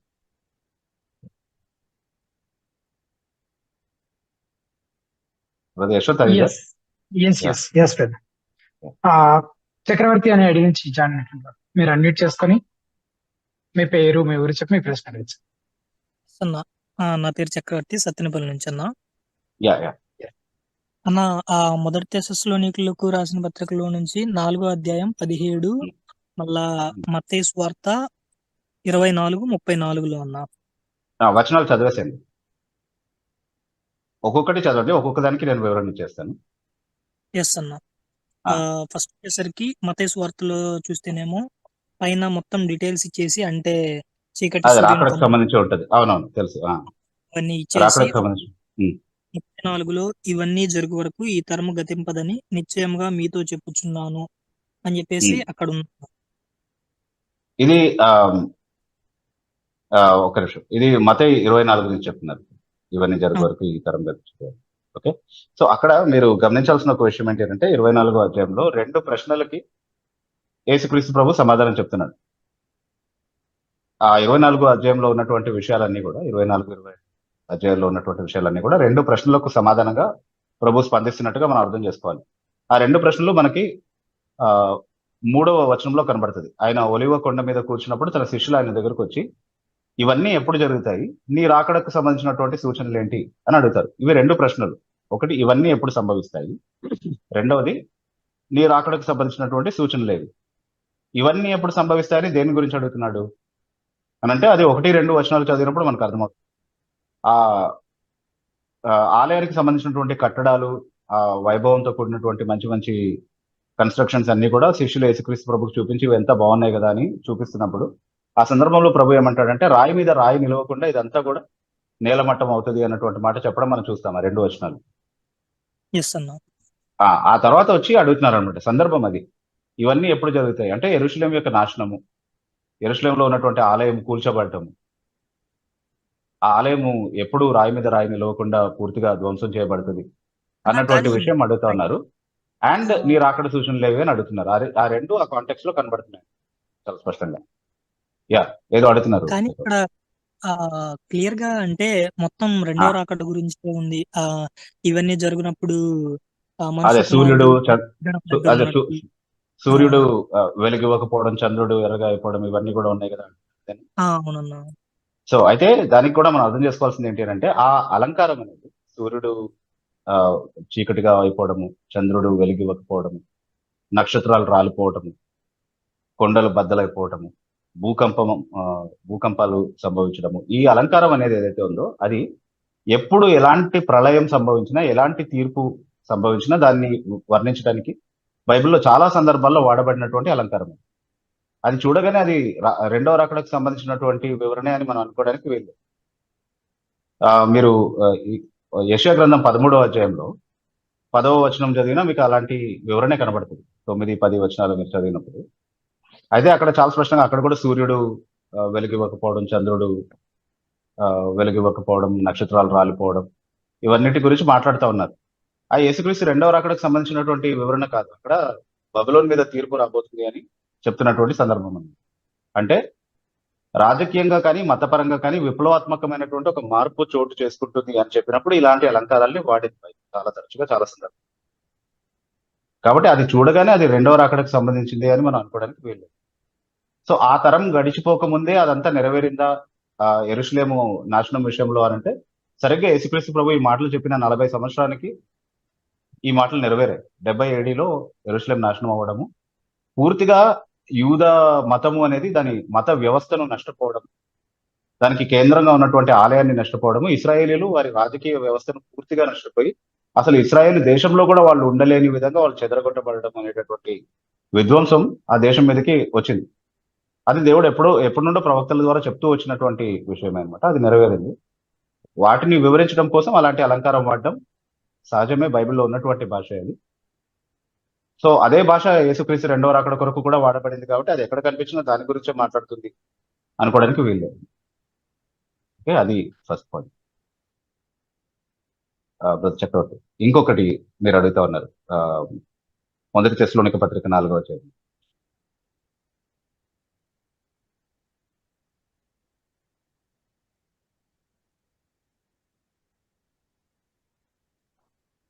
Brother చక్రవర్తి అయితే బ్రదర్ యశ్వత్, ఎస్. ఆమె ఆడిబుల్? ఇంటర్నెట్ వచ్చినాను. Okay okay okay. నెక్స్ట్ తెస్సలోనియలకు రాసిన పత్రికలో ఉన్న 4వ అధ్యాయం, మొదటి తెస్సలోనియలకు 4వ అధ్యాయం 17వ వచనం ఉన్నాం. అక్కడ పైనంతానేమో ముందుగా దేవుడు రాకడ వచ్చినప్పుడు ముందుగా మనం బ్రతికున్న వారం లేగము, ఆయన ఎస్. యందు చనిపోయిన వారు ఎవరైతే ఉన్నారో వాళ్ళు ముందుగా లేస్తారు. ఆ తర్వాత సజీవులమై నిలిచి ఉండు మనము వారితో కూడా ఏకముగా ప్రభువుని ఎదుర్కొనుటకు ఆకాశ మండలం మేఘముల మీద కొనిపోబడదుము అని చెప్పేసి ఉంది 17వ అవును వచనంలో. అవును అవును అంటే Yes, sir. సంఘాన్ని ఉద్దేశించి మాట్లాడుతున్నాడు.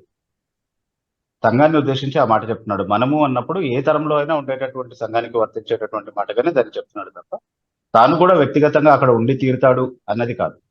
మొదటి కోణం మనం గుర్తించాల్సింది. రెండో ప్రాముఖ్యమైనటువంటి విషయం ఏంటంటే యేసుక్రీస్తు రాకడ ఎప్పుడు అనేది ఎవరికి ఎప్పుడు బయలుపరచబడింది. కాబట్టి ఈ క్షణాన్నే ఆయన వస్తాడు అన్నటువంటి నిరీక్షణతోనే ఉండాలి. అంటే నేను సజీవంగా ఉన్నప్పుడే వస్తాడు అన్నటువంటి నిరీక్షణతోనే నేను ఉండాలి. ఆ నిరీక్షణ నాకు మాత్రమే కాదు అపోస్తులకు కూడా ఉండాలి. ఎందుకంటే అంతకు మించి వాళ్ళకి ఏమీ చెప్పబడలేదు.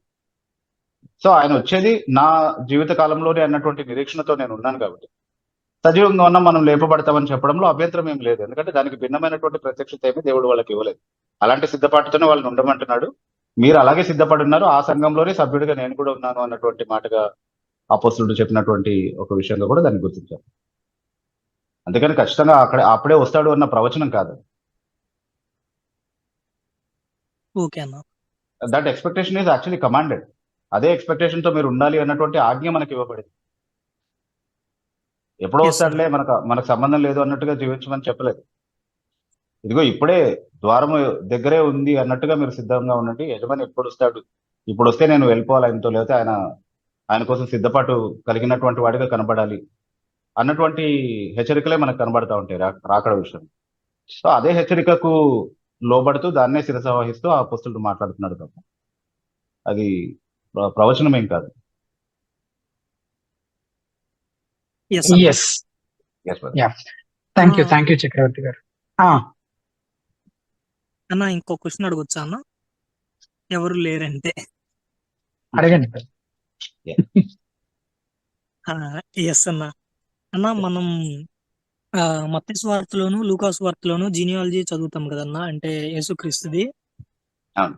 ఆ రెండు ఎందుకు విభిన్నంగా ఉన్నాయి అని చెప్పేసి నా డౌట్ అన్న. అది భిన్నంగానే ఉంటాయి అవి. ఎందుకు అని అంటే మీకు చాలా స్పష్టంగా అర్థం అవ్వాలంటే ఇప్పుడు మత్తయి ఏమో దావీదు వంశావళి వరకు మనం ఆయన అంటే దావీదు వంశావళి మొదలుకొని అంటే అబ్రాహం నుండి దావీదు వరకు సేమే ఉంటుంది రెండిట్లో కూడా, అందుకే దాన్ని ప్రస్తావించట్లేదు. అవునా?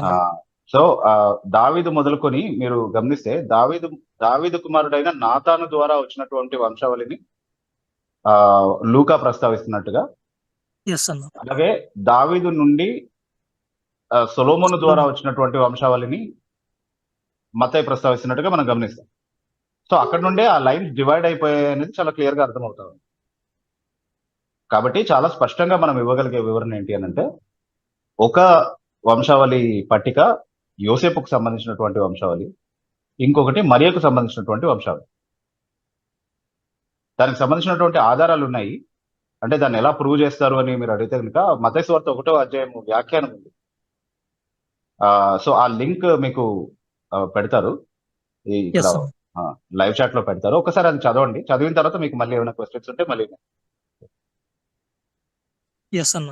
అన్న అంటే అక్కడ లాస్ట్ లో యోసేపు పేరే ప్రస్తావించబడి ఉంటది కదా అనే అనుమానం ఉంది మీకు, నాకు తెలుసు. దాన్ని నేను చాలా డీటెయిల్స్ తో రాశాను అనమాట.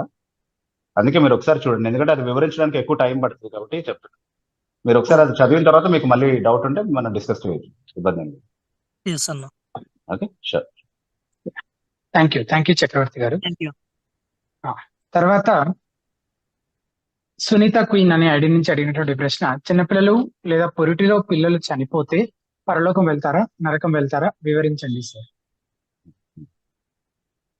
ఓకే, అంటే ఎవరు స్వతసిద్ధంగా నీతిమంతులు కాదు అనేది బైబిల్ బోధించేటటువంటి సత్యం. అది అందరికీ వర్తిస్తుంది. అంటే ఆదాము సంతతిగా పుట్టే వారందరికీ కూడా పాపం ఆపాదించబడింది అనేది అందరికీ వర్తించేటటువంటి విషయం. కాబట్టి పాపులైనటువంటి పిల్లలు అంటే పాపం ఏం చేయలేదు కదా, వాళ్ళు క్రియాత్మకంగా వాళ్ళు ఏ పాపం చేసినట్టుగా మనం ఎరగము. అసలు వాళ్ళు అలాంటిది ఏమీ ఉండే అవకాశం లేదు. వాళ్ళని ఎలా నరకానికి పంపిస్తాడు అన్నటువంటి ఒక సందిగ్ధం మన మనసులో పుడతా ఉంటుంది తరచుగా.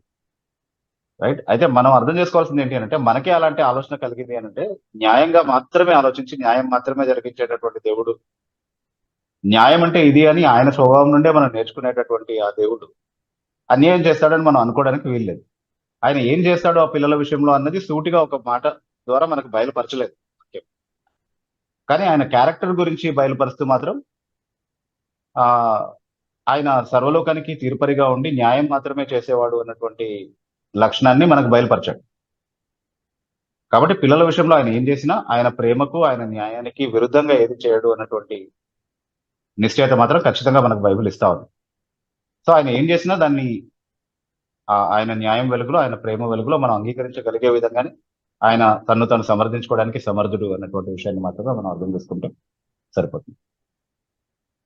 Yes sir. లైఫ్ స్టైల్ అని అడిగినటువంటి ప్రశ్న, how will the church elder who is the founder of the church assign roles and responsibilities to the members?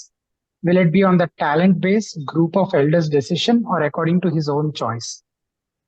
సంఘ పెద్ద, ఆ సంఘానికి వ్యవస్థాపకుడు కూడా అయినటువంటి వ్యక్తి ఆ సభ్యులకి వాళ్ళ పాత్ర ఏంటి, వాళ్ళ బాధ్యతలు ఏంటి అనేది ఎట్లా నిర్ధారిస్తారు?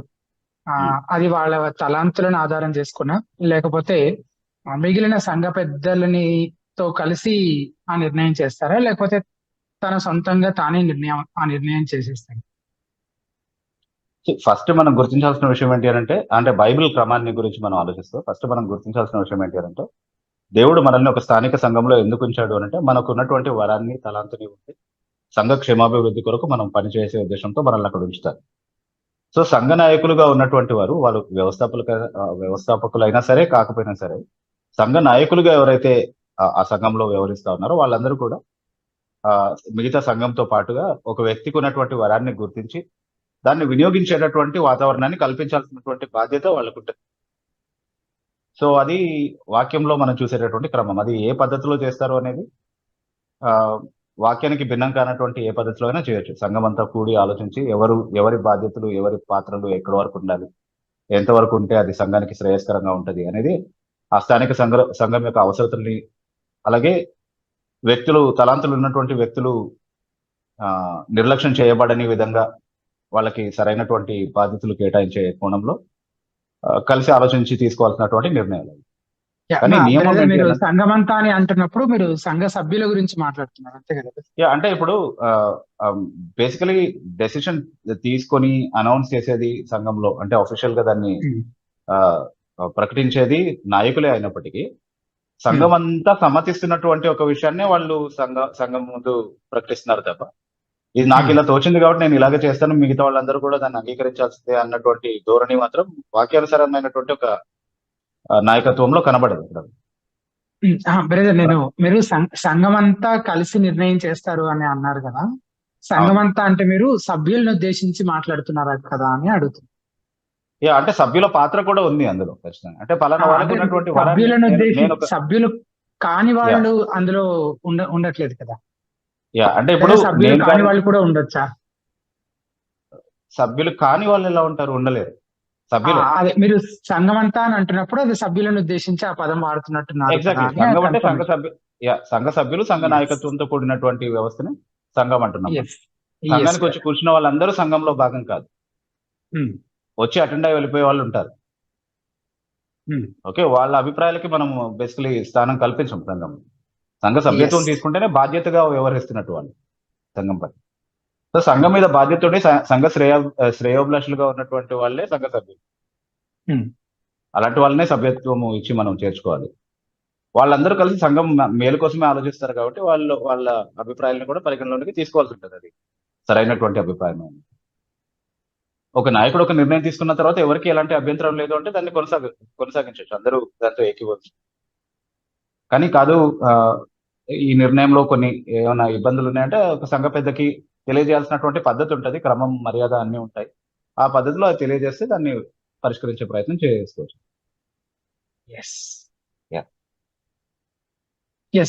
తర్వాత గల్ఫ్ రోడ్ అనే అడిగినటువంటి ప్రశ్న, పరమగీతము 6వ అధ్యాయం 10వ వచనంలో ఉన్నది ఎవరు?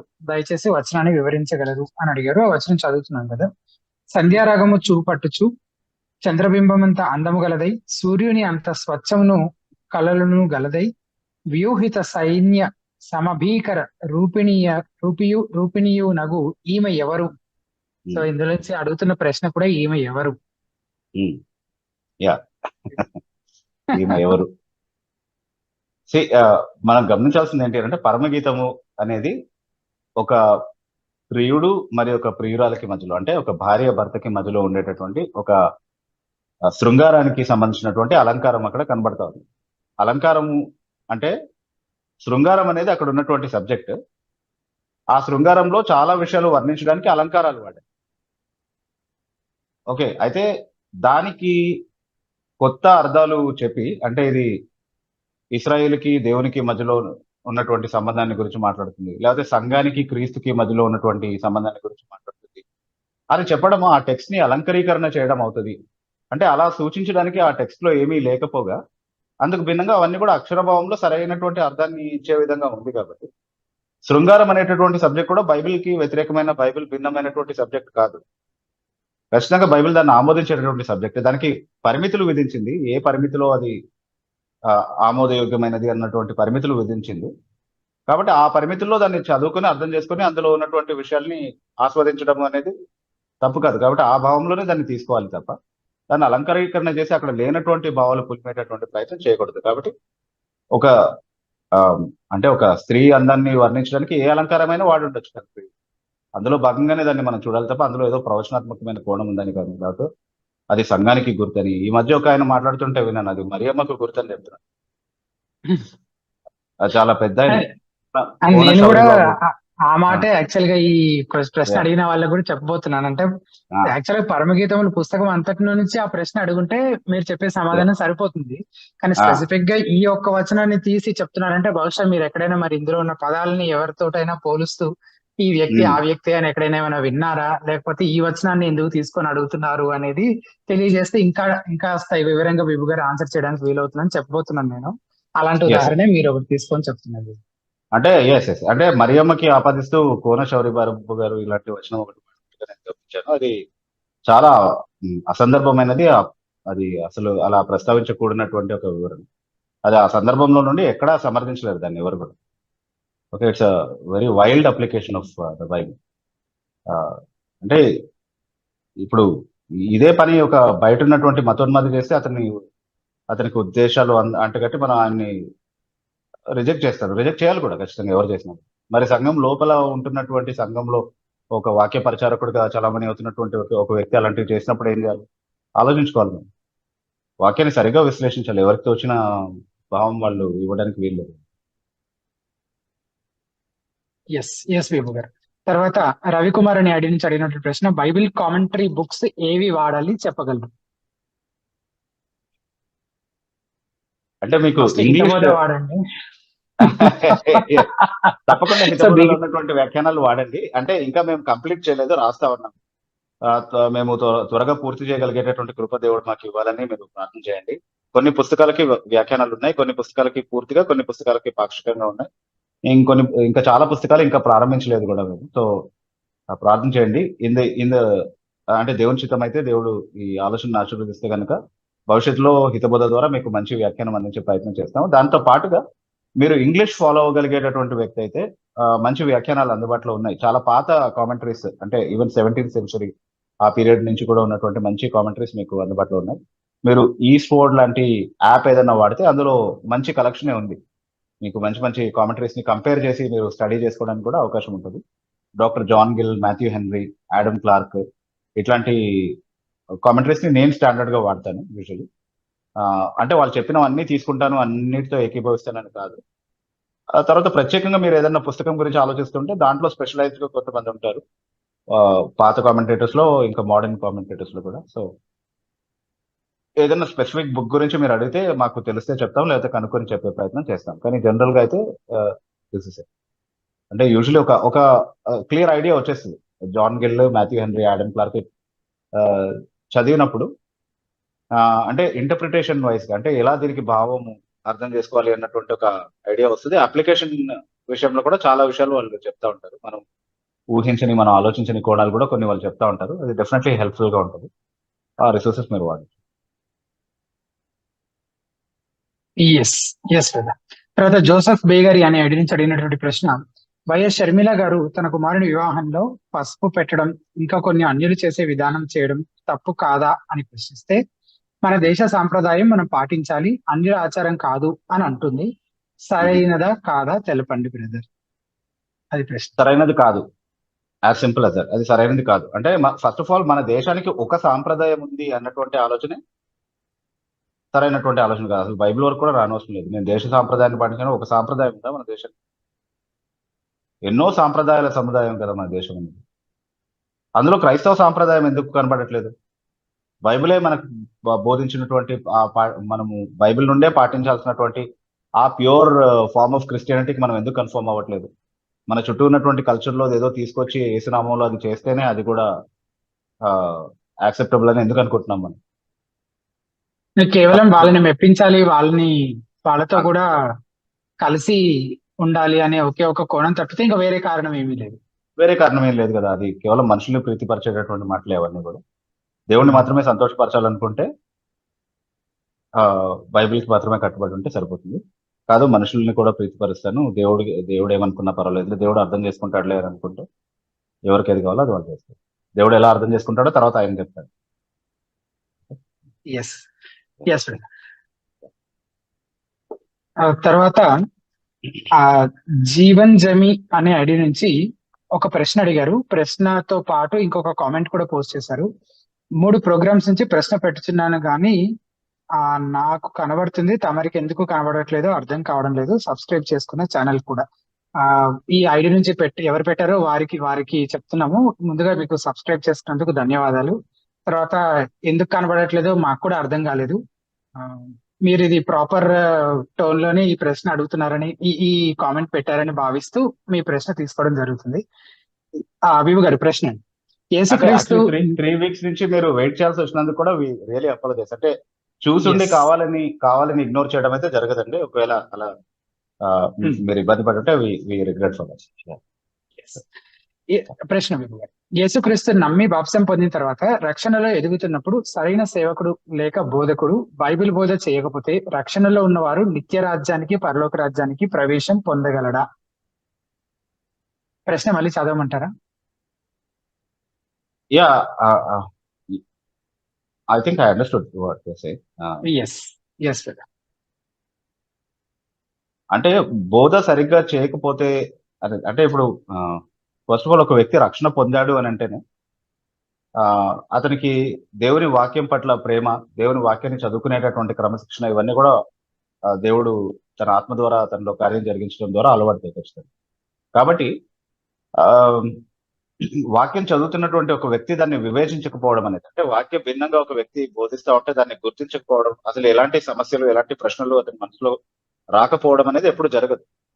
నా గొర్రెలు నా స్వరాన్ని వింటే ఒక అన్యుని స్వరాన్ని అవి వినవు అన్నటువంటి మాట దేవుడి వాక్యంలో స్పష్టంగా చెప్పబడిన అన్యుని మాటలు, అంటే వాక్య భిన్నమైనటువంటి బోధ చేసేటటువంటి ఒక వ్యక్తి స్వరాన్ని ఈ రోజు కాకపోతే రేపైనా వివేచించేటటువంటి పరిపక్వతలోనికి ఎదుగుతాడు. సో ఖచ్చితంగా అలాంటి సంఘాల్లో నుంచి లేకపోతే అలాంటి వ్యక్తుల్లో నుంచి వాళ్ళు వేరుపడతారు. అంటే వాళ్ళతో మాట్లాడి వాళ్ళని సరిచేసే ప్రయత్నం చేస్తారు. అది జరగకపోతే వాళ్ళ వైపే న్యాయం ఉంది, వాళ్ళు చెప్పే మాటే సత్యం అన్నప్పుడు వాళ్ళు అసత్యంతో ఎప్పుడు కూడా నిలబడరు. So that will not happen usual. అంటే రక్షణ పొందినటువంటి ఒక వ్యక్తి సిద్ధాంతపరంగా సరైనటువంటి నడిపింపు అతనికి ఉంటది అనేది మనం ఖచ్చితంగా అర్థం చేసుకోవచ్చు. సో ఒకవేళ తెలిసి కూడా దాంతో ఏకీభవించేటటువంటి పరిస్థితిలో ఒక వ్యక్తి ఉన్నాడు అని అంటే, మౌనం వహిస్తున్నాడు, లేకపోతే ఏం స్పందన లేదు, అందరూ ఊరుకుంటున్నారు కదా నేను కూడా ఊరుకుంటాను అన్నటువంటి వైఖరి ఒకవేళ కనబడుతుందంటే బహుశా అతను సత్యాన్ని ప్రేమించే వ్యక్తి అయి ఉండకపోవచ్చు. సో దానికి ఆ తప్పుడు బోధ చేసే వ్యక్తి ఎంత బాధ్యత వహిస్తాడో ఆ తప్పుడు బోధ విషయంలో ఈ రాజీ పడినటువంటి వ్యక్తి కూడా అంతే బాధ్యత వహించాల్సింది. ఆ తర్వాత నవీన్ కుమార్ అని ఐడి నుంచి జాయిన్ అయినటువంటి వారు, మీరు అన్మ్యూట్ చేసుకుని మీ పేరు మీ ఊరు చెప్పి ప్రశ్న అడగవచ్చు. నమస్తే అండి, వందనాలండి అందరికీ. వందనాలు కదా. ఇప్పుడు మా తెలుగు రాష్ట్రాల్లో అంటే ఇప్పుడు నాకు నచ్చని విషయం అండి ఏంటంటే, ఎన్ని డినామినేషన్స్ లోని ఎన్ని శాఖలు అయితే ఉన్నాయి కదా. బ్రదర్ మీ ఇంట్రొడక్షన్ ఒకసారి. అంటే నా అంశం ఏంటంటే, నా పేరు నవీన్ కుమార్ అండి. నవీన్ కుమార్, నేను కాకినాడ నుంచి మాట్లాడుతున్నాను. మన తెలుగు రాష్ట్రంలోనే ఎన్ని డినామినేషన్స్ అయితే ఉన్నాయి. అయితే లూథరన్, పెంతెకోస్తు చాలా అయితే ఉన్నాయి. అయితే మీకు అన్ని తెలిసిందే. ఉమ్, అందులో మనం పట్టుకున్న బైబిల్ ఏదైతే ఉందో ఆ బైబిల్లోంచే వాక్యం చెప్తున్నారు. ఆ బైబిల్లోంచే దేవుడి మాటలు మీకు చెప్తున్నారు. కానీ ఎందుకు వాళ్ళ సంఘాల్లోని ఒకేలా చెప్పకుండా ఒక సంఘానికి ఒకలా చెప్తే వేరే సంఘంలో దానికి పోలిక లేకుండా రకరకాలుగా ఇన్ని వేల రకాల బోధ ఎందుకు ఎలా వచ్చింది, ఎప్పుడు వచ్చిందో నాకు అర్థం కావట్లేదండి. దాని గురించి కొంచెం వివరించగలని నేను అడుగుతున్నాను అనమాట అండి. ఎస్ ఎస్ యాక్చువల్లీ అలా చెప్తున్నారు కాబట్టి శాఖోపశాఖలుగా విడిపోయి ఉన్నారు, అందరూ ఐక్యంగా లేదు. యాక్చువల్లీ ఈ రోజు కార్యక్రమంలో మొదటి ప్రశ్న కూడా అదే. ఆ, శాఖోపశాఖలుగా అందుకే విడిపోయి ఉన్నారు. అంటే అందరూ ఒకలాగా బైబిల్ని అర్థం చేసుకోవట్లేదు. అంటే దేవుడు బైబిల్ రాయించినప్పుడు ఒక నిర్దిష్టమైన ఉద్దేశంతో రాయించాడు.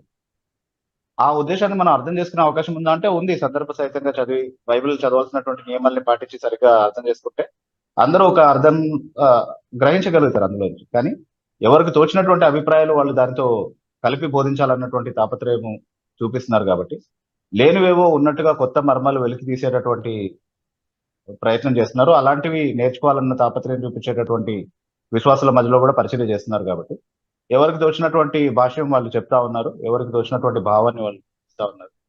దాన్ని బట్టి వేరు వేరు సిద్ధాంతాలు తయారవడము, దాన్ని బట్టి ఇంకా ఎక్కువగా శాఖలుగా విడిపోవడం అనేది జరుగుతూనే ఉంది. కానీ బైబిల్తో ఏకీభవించేటటువంటి శాఖ అనేది కూడా ఒకటి ఉంది. అంటే అది ఎవరు అనేది ఒక్కొక్క ఆ, సంఘం యొక్క బోధన మనం విశ్లేషించడాన్ని బట్టి మనం అర్థం చేసుకోవచ్చు. కానీ బ్రాడ్లీ స్పీకింగ్ బైబిల్తో ఏకీభవించేటటువంటి క్రైస్తవ్యం ఉంది, బైబిల్తో విభేదించేటటువంటి క్రైస్తవం కూడా ఉంది. బైబిల్తో విభేదించేటటువంటి క్రైస్తవంలో చాలా రకాలు కనపడతాయి. సో ఓకే అండి. ఇప్పుడు అంటే ఇప్పుడు ఒక విషయం మీరు చాలా క్లియర్ గా అర్థం చేసుకోవడానికి ఆ. అందరూ బైబిల్ నుండే బోధిస్తున్నారు అన్న ఒక పాయింట్ మీరు చెప్పారు. అది చాలా స్ట్రాంగ్ పాయింట్ యాక్చువల్లీ. అందరూ బైబిల్ నుంచే బోధిస్తున్నారు కానీ వాళ్ళందరూ వేరు వేరుగా. ఇప్పుడు సాతాను కూడా యేసుక్రీస్తుని శోధించినప్పుడు బైబిల్ నుండే మాట్లాడేది. అవును. సో బైబిల్ని ఎవరైనా తప్పుగా వాడేటటువంటి అవకాశం ఉంది.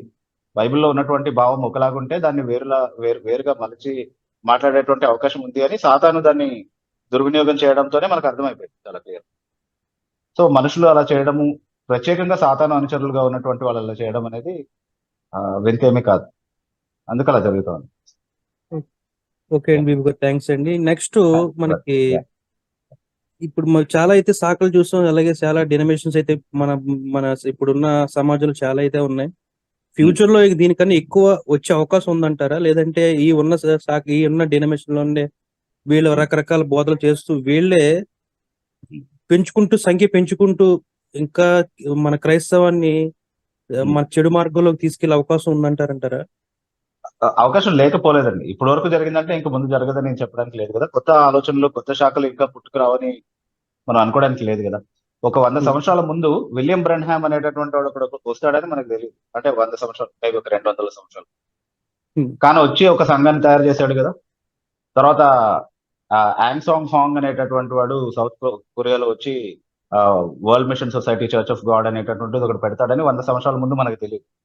కానీ వచ్చి పెట్టాడు కదా, నేనే క్రీస్తుని చెప్పి. అంటే తన భార్య ఏమో క్రీస్తు భార్య అని చెప్పి, అతనే క్రీస్తు అని చెప్పి ఒక దొంగ సంఘాన్ని తయారు చేశాడు. ఓకే, సో అట్లాంటివి ఇంకా చాలా రావచ్చు. అంటే ఈ దేవుడు నాకు నేరుగా పరలోకం నుండి చూపిస్తున్నాడు, ప్రత్యక్షలు వచ్చేస్తున్నాయి, నాకు స్వరం వినబడుతుంది అని చెప్పేటటువంటి వాళ్ళు ఎప్పుడైనా డేంజర్. ఎందుకంటే వాళ్ళకి దేవుడు ఎప్పుడేం చెప్తాడో, వాళ్ళు ఏ సంఘాన్ని తయారు చేస్తారో మనకు తెలియదు బేసికలీ. అంటే వాళ్ళ దేవుడు, మన బైబిల్లో ఉన్నటువంటి దేవుడు, వాళ్ళు నడిపించేటటువంటి ఆ దురాత్మ దేవుడు, వాళ్ళ దేవుడు వాళ్ళని ఎప్పుడు ఏ డైరెక్షన్ లో నడిపిస్తాడో మనకు తెలియదు. సో ఇట్లాంటివి చాలా రావచ్చు ఇంకా ఫ్యూచర్. సో మనం అప్రమత్తంగా ఉండాల్సింది ఏంటంటే అసలు ఒకటే ఉంటుంది, నకిలీవి చాలా వస్తాయి. కాబట్టి అసలు ఏంటో మనం తెలుసుకుంటే ఈ నకిలీలు అన్నిటి నుండి మనల్ని మనం కాపాడుకోవచ్చు. సత్యం ఏంటో తెలుసుండి దాని విషయంలో మనం నిలకడగా ఉంటే అది సరిపోతుంది అనమాట, మనం తప్పిపోకుండా ఉండడానికి. ఇప్పుడు సిద్ధాంతపరమైనటువంటి విభేదాలు మాత్రమే కాదండి, చాలా విషయాలని బట్టి మన భారతదేశంలో కూడా సంఘాలు చాలా కారణాలని బట్టి విడిపోయి ఉన్నాయి. కులాల ప్రాతిపదిక సంఘాలు విడిపోయి ఉన్నాయి. అసలు కులాలు ఎక్కడున్నాయండి క్రైస్తవంలో? ఇది పలానా కులం సంఘం, అది పలానా కులానికి చెందిన సంఘం అని కులాల పేరుతో డివైడ్ అయినటువంటి సంఘాలు ఉన్నాయి. అలా ఎందుకు శాఖలుగా డివైడ్ అయ్యారు? కులాన్ని ఆధారం చేసుకుని. కులం అనేది బైబిల్లో ఉంది. కులం అనేది క్రైస్తవ సిద్ధాంతమా? కాదు కదా. తర్వాత ఫైనాన్షియల్ రీజన్స్ ని బట్టి, అంటే డబ్బులు, ఇప్పుడు ఆస్తి గొడవల్ని బట్టి విడిపోయేటటువంటి సంఘాలు ఉన్నాయి. మాది సొసైటీ అని, మాది ట్రస్ట్ అని, లేకపోతే ఇది కమిటీ ఆధిపత్యంలో ఉండాలని, లేకపోతే ఇది కాపరి ఆధిపత్యంలో ఉండాలని, లేకపోతే ఇది సభ్యుల ఆధిపత్యంలో ఉండాలని, ఇట్లాంటి వాటిని బట్టి కూడా విడిపోయేటటువంటి సంఘాలు ఉన్నాయి. ఒక సంఘం 4 ముక్కలుగా చీలిపోయి అక్కడ 4 సంఘాలు ఏర్పడతాయి. ఇట్లాంటివన్నీ జరుగుతూనే ఉంటాయి కాన్స్టెంట్ గా. సో ఇంకా ఫ్యూచర్ లో జరగవని చెప్పడానికి గ్యారంటీ ఏమీ లేదు. కానీ మనం మాత్రం సత్యంలో నిలకడగా ఉండాలి అనేటువంటి విషయం మనం అర్థం చేసుకోవాలి. Yes brother. ఓకే, థ్యాంక్స్ బిబ్ గారు. నెక్స్ట్ నాకు ఇంకో క్వశ్చన్ అయితే ఉందండి. అడగండి అదేంటంటే అదేంటంటే ఇప్పుడు ఫర్ ఎగ్జాంపుల్ మనకి మన హిందూ దేశం కాబట్టి ఎక్కువ శాతం మంది హిందువులు అయితే ఉంటారు. వాళ్ళ గుళ్ళకి సంబంధించినవి మన తెలుగు రాష్ట్రాల్లో కావచ్చు, ఇతర రాష్ట్రాలు అయితే ఉన్నాయి. అయితే ఏదైనా ఒక వాళ్ళ ఒక దేవుడిని తీసుకున్నట్టయితే ఆ దేవుడు పేరు అనేది అన్ని మన తెలుగు రాష్ట్రాల్లోనే కాకుండా వేరే రాష్ట్రాల్లో కూడా ఆ గుడి ఉంటుంది, ఆ పేరు అయితే ఉంటుంది. ఫర్ ఎగ్జాంపుల్ ఏదైనా ఒక రాముడు గుడి తీసుకున్నట్టయితే, ఆ రాముడు గుడి ఉన్నట్టయితే రాముడు గుడికి సంబంధించిన తెలుగు రాష్ట్రాల్లోనే కాకుండా పక్క రాష్ట్రాల్లో కూడా దానికి సంబంధించిన పేరు అయితే ఉంటుంది, అంటే ఆ దేవుడి పేరు అయితే ఉంటుంది. మన క్రైస్తవులు వచ్చినప్పటికీ చాలా రకాలండి. అంటే ఇప్పుడు మనం ఇందాక మాట్లాడుకున్నట్టు శాఖలుగా విడిపోయి డినామినేషన్స్ చాలా రకాలు ఏదో వచ్చినట్టు పేర్లు కూడా కొన్ని వేలలో కొన్ని లక్షల్లో అయితే పేర్లు అయితే ఉన్నాయి. అదే పేరులో రీసెంట్ గా ఒక పేరు అయితే చర్చ్ పేరు అయితే చూసాను నేను, షడ్రక్ చర్చ్ అని ఏదో ఉంది, షడ్రక్ అంట. ఇలాగ దీని మీద నాకైతే అర్థం ఏంటంటే దీని వల్లే కొంచెం క్రైస్తవం అనేది అన్యుల మధ్య నాకు చులకన భావంతో కనిపిస్తుందేమో నాకు కొంచెం అభిప్రాయం అయితే అప్పుడప్పుడు అనిపిస్తుంటుంది అన్నమాట. అయితే మరి ఈ పేర్లు వాళ్ళకి నచ్చిన పెడతారా, లేదంటే బైబిల్ తీసుకుని వచ్చి పెడతారా, లేకపోతే వాళ్ళు తోచింది డబ్బులు వస్తాయని ఆ పేర్లు బట్టి వాళ్ళెలా పెడతారా? అసలు క్రీస్తు మన బైబిల్ నుంచి వచ్చి మన దేవుడు ఎవరైతే ఉన్నారో యేసుక్రీస్తు ప్రభు వారు, ఆయన పేరు ఏది పెట్టమని లేదండి. అంటే ఆయన నామమే రక్షణ కాబట్టి మీరు సర్వలోకానికి వెళ్ళి సర్వ సృష్టికి సువార్త ప్రకటించినప్పుడు ఆయన పేరు ద్వారా మనం సువార్త ప్రకటించాలంటే ఆ సంఘానికి కూడా ఆ పేరే ఉండాలండి. అంటే క్రీస్తు సంఘం కావచ్చు, ఈ పేరే రావాలి. కానీ ఎవరైతే తెలుగు రాష్ట్రంలో కావచ్చు, మన తెలుగులోనే చూసుకున్నట్టయితే అనేక రకాల పేర్లు, అనేక సంఘాల పేర్లు కొన్ని వేలల్లో లక్షల్లో అయితే కనిపిస్తాయండి. చూస్తున్నట్టయితే తిరిగితే మనం ఒక 2 నెలలు 3 నెలలు మన తెలుగు రాష్ట్రంలో తిరిగామంటే అనేక వేలలో చర్చలు ఉంటాయి, అనేక వేలలో పేర్లు ఉంటాయి వాటికి. దీని మీద మీరు ఏం స్పందిస్తారు అనేది కొంచెం. అంటే ఇప్పుడు మీరు చెప్పిన మాట, ఇప్పుడు మనకు ఆదిమ సంఘ స్థితి ఎలాగైతే ఉండిందో, అంటే కేవలం స్థానిక సంఘాలుగా మాత్రమే అవి వేరుగా ఉన్నాయి. అంటే ఒక స్థలంలో ఉన్నటువంటి సంఘానికి పలానా చోట ఉన్నటువంటి యేసుక్రీస్తు సంఘం అన్నటువంటి గుర్తింపు ఉండింది. అదే గుర్తింపు ఇంకొక సంఘానికి కూడా ఉండింది. కానీ అప్పుడు సిద్ధాంతపరంగా అవి విడిపోయి లేవు. కానీ ఇప్పుడు ఏమైందంటే సిద్ధాంతపరంగా అందరూ విడిపోయి ఒక స్థలంలోనే ఒక 10 సంఘాలు పెట్టుకుని అందరం మేము యేసుక్రీస్తుకి సంబంధించినటువంటి సంఘాలే అని చెప్తే అసలు ఐడెంటిటీ లేకుండా పోయింది. అందరూ ఒకటే నమ్మట్లేదు, కానీ అందరూ ఒకటే పేరు చెప్పుకుంటున్నారు. ఓకే, కాబట్టి వాళ్ళు ఏ విషయంలో మిగతా వాళ్ళతో విభేదిస్తున్నారో దాన్ని ఐడెంటిఫై చేయగలిగేటటువంటి విధంగా పేర్లు డిసైడ్ చేసుకున్నారు. ఓకే, అంటే వాళ్ళు మిగతా వాళ్ళ నుండి డిస్టింక్ట్ గా అవ్వడం కోసం. అంటే ఇప్పుడు నా సంఘం ఉందనుకోండి, నేను ఆరాధిస్తున్నటువంటి సంఘం అక్కడ ఉందనుకోండి, అది యేసుక్రీస్తు సంఘం అని పెట్టుకున్నాను అనుకుందాను పేరు. పక్కనే యెహోవా సాక్షులదే ఒక సంఘం ఉంది, వాళ్ళు కూడా యేసుక్రీస్తు సంఘం అని పెట్టుకుంటే కన్ఫ్యూజన్ కదా. అది ఒకటే ఇది ఒకటే అన్నట్టుగా ఉంటుంది. అక్కడ ఏం బోధిస్తున్నారో తెలియదు, ఇక్కడ ఏం బోధిస్తున్నారో తెలియదు. సో అందరికీ కామన్ గా ఒక పేరు ఉండేటటువంటి పరిస్థితి ఈ రోజు లేదు సిద్ధాంతపరంగా విడిపోయారు. ఎలా మనం మిగతా యేసుక్రీస్తు సంఘాలకి వేరు, అంటే అందరూ చెప్పుకుంటున్నటువంటి యేసుక్రీస్తు సంఘమే మనదా, లేకపోతే మనం ఏదైనా విధంగా వేరుగా ఉన్నామా వాళ్ళ నుండి అని తెలియపరచడానికి డిస్టింక్ట్ గా పెట్టుకునేటటువంటి ఒక పేరులో తప్పేమీ లేదు బేసిక్. ఎందుకంటే లేకపోతే ఐడెంటిటీ కన్ఫ్యూజన్ వచ్చేస్తుంది కదా, అంతే, అంతకు మించి ఏం లేదు కదా.